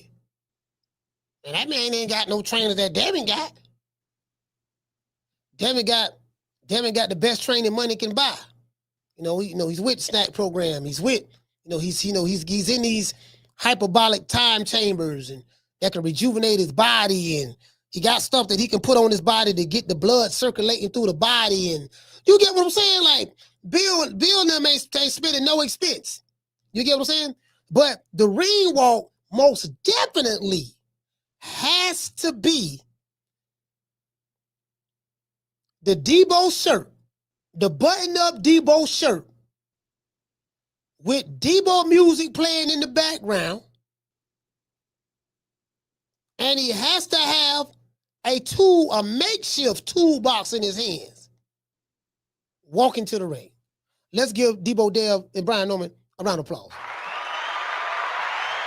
Yeah. Yeah. Hey, you know what? Hey, that's what we got to do. That's what we got to do. That's what we got to do. We got to do that. We got to do that. If we do that, and then, hey, listen, hey, check this out. Hey, round one.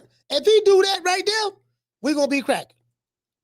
This is why I say I wish the fight was right here in America. If it was here in America, listen, it ain't nowhere in hell I missed that fight. I would definitely be there. I want to thank the whole hood who came out here. I love y'all. I did this for the hood. Y'all know I beat that boy. Yes, sir. Yes, sir. It is what it is, man. Y'all know what time of TI is. You wish you could work it the way I do, but you can't. You're begging me not to leave you, and I refuse to let you go. Hold on. Somebody said what? Hold on. Wait a minute.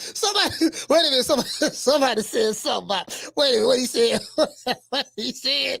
Hold on, where he at? Hold on, somebody just said something, fam. Hold on, somebody said, boy, that this is a good idea. Well, that's a good idea. He said,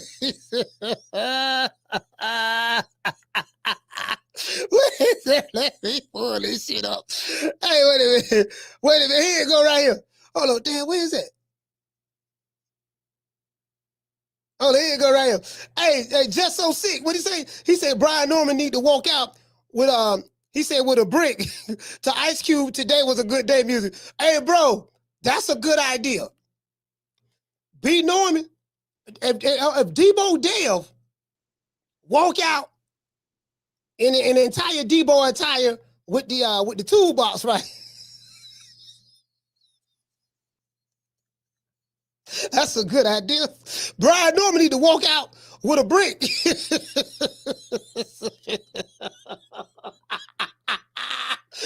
a good idea, dog. That's a good idea. Walk out with a brick.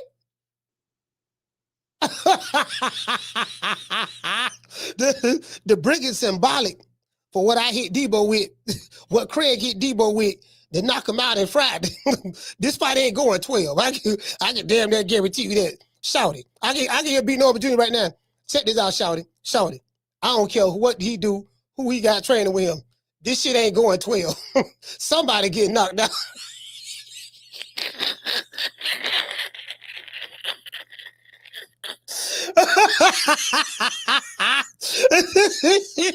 yeah, shout it. Yeah, whatever. Get who you gonna get. Do what you gonna do. Listen, don't worry about it. So, hey, this motherfucker ain't going 12. This ain't going 12. It ain't going 12. I'm telling you, boy. It is what it is.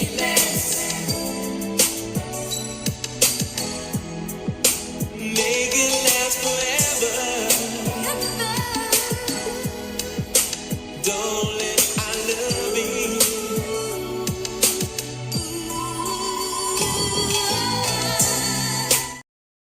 Yes, sir. It is what it is. Yep, that's right.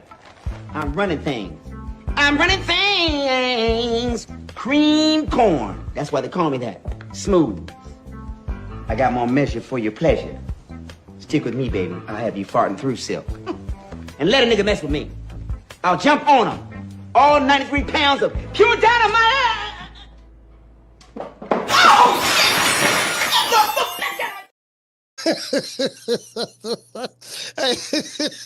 Hey, Debo Dev is coming. Gloria Day and the Set Trips. These niggas don't play. These niggas don't play. We don't play. You ain't heard. They be tripping. We be tripping. So they swerving on. no snitching. And repping hard for the set. Oh, mamas, it ain't no lie. Because niggas gonna bust. Niggas gonna bust. Hey, look here, man. I'm trying to tell y'all, man. Look here, bro. Like, bro, man, damn, dog, we getting robbed. We ain't got no fights coming up in America. We fucked with no Vaseline. Damn, dog. It is what it is. You wanna argue? I can't argue with you. You mad. Look at you. You mad. I don't get paid to argue with you. Who is you?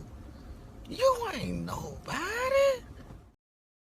Man, I'm trying to tell you, man. Riley, get him. Look, fuck you. Fuck the plane you flew in on. Fuck them shoes. Fuck the socks with the bell on it. Fuck them cheap-ass cigars. Fuck your yuck mouth teeth. Fuck your hairpiece. Fuck your chocolate. Fuck Guy Ritchie. Fuck Prince William. Fuck the Queen. This is America. My president is black and my Lambo is blue, nigga. Now get the fuck out of my hotel room. And if I see you in the street, I'm slapping the shit out of you.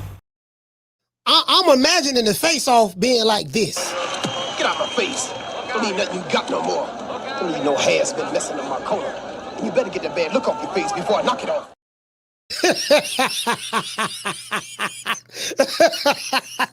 Get out my face. I don't need no you got no more. I don't need no hairs being messing up my corner. You better get that bad look up your face before I knock it off. You get what I'm saying? Like for real though. Like you dig? You feel me? Now I run every kind of bitch, every kind of place, and I know one thing. When it comes down on you, you either collectivize or you run like a solitary rat. Yeah, man. What you say, round one? You say you think it's going 12? Yeah, I don't think that fight going 12. I could be wrong though. I could be wrong, but I think, yeah, I don't think that fight going 12. But I really don't, for real though. You know how I know? I talked to my homeboy. That's Puerto Rican. I felt like a Spanish, like a Puerto Rican in this hair. I felt Puerto Rican. Y'all know I love me some Puerto Rican. I felt Puerto Rican in this. Rican. You get what I'm saying? You know, feeling kind of Puerto Rican. You dig? Plead the fifth. Plead the fifth. 5, 1, 2, 3, 4, 5. Anything you say, 5. Go ahead, ask me a question. Did you? Man, it is what it is, fam. Nigga, when my name come up, respect it. Let's go. Stop playing with my fucking name. All 3 of y'all, stop playing with my name. I ain't gonna say it no more. Put some respect on my name. Nigga, Debo Dev, tired of y'all nigga talking shit about him, nigga. You know what I mean? You know what I mean? Nigga, when my name come up, nigga, respect it. When y'all hear Debo Dev, respect it. I ain't gonna say it no more. You get what I'm saying? Nigga, when my name come up, respect it. Let's go. Stop playing with my fucking name. All 3 of y'all, stop playing with my name. I ain't gonna say it no more. Put some respect on my name. I'm gonna give everybody a shout out. Hey, I'm gonna give everybody a shout out after these messages.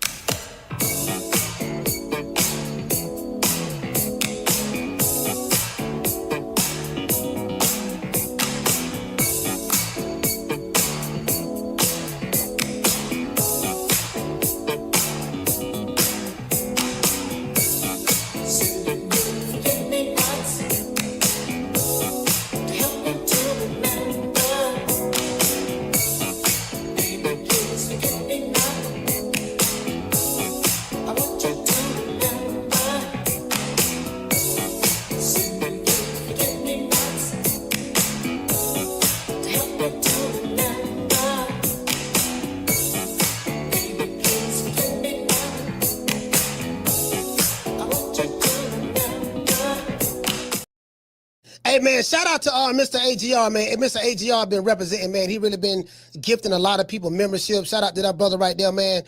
Salute to you, fam. Shout out to Mr. AGR. Hey, Shout out to Green Eyes P. Shout out to Highlight Space. Summer in November. Mika Love 'em. Shout out to Sheila from Cali. The lovely Miss Sheila from Houston. Shout out to Miss Connie. Shout out to Be Easy Wordplay. Who else we got in the building? Schoolo X-Man. Shout out to Coach Eddie from the ATL. Flex, what's going on, fam? Flex BK in the building. Willie Sumlin. Shout out to Naj. Bishop Bullwinkle. Yeah, salute to you, fam. Shout out to Tila, North Omaha. That 90s shit. Bless 365. Shout out to Tony Montana. Okay, we reloaded. Shout out to TR. The what, Mr. Ham. Mr. Tomato Can. Shout out to Trey. What's going on, fam? Who else we got? Who else we got, man? Kill No Price in the building. Round one. Shout out to Wayne Works. Cooking with Sir Senior. Shout out to Clinton. Shout out to Daniel. Can't forget about Shaw Cool Hands. Hardline Bass. Yeah, man, you gotta respect it. Nigga was mad. He said it with his chest too. Look, when my name come up, respect it. You know what I mean? All three of y'all. I ain't gonna say it no more. You get what I'm saying?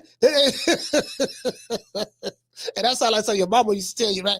You see, you jitterbugs don't know nothing about that. Back in the day, that's something your mama and daddy used to tell you. Like, you get your ass whooping, they give you that final warning before they get ready to whoop your ass. When that's when you know how far you can push mama until she get, you know what I mean? Give you that look. Your dad and them say that. Hey, look here, my last time telling you this, and now I ain't gonna say it no more. You do it again, I'm gonna whoop your ass. And that's what that was. For you jitterbugs who don't know that's what that was. That was the old, all right, now you do it again now. This what's coming. Just gotta let them know that. Shout out to Samuel. Shout out to Tila. Shout out to the Cardenas. Yeah, see, these jitterbugs may not know that. So you gotta let them know what that means. I ain't gonna say it no more. And I ain't gonna say it no more. That means that's your final warning. That means there's no more warnings after that. Everything after that gonna be hands, foots. Something mama gonna throw. My mama like to throw shit. She gonna throw something at you. Go get the switch. Go get the extension cord. You get what I'm saying? That's what's next. That just gotta throw that out there. Cause these jitterbugs may not know. Shout out to Manny Fresh. Shout out to Brown Diamonds. Yeah, see these jitterbugs, they may not know. You gotta let them know.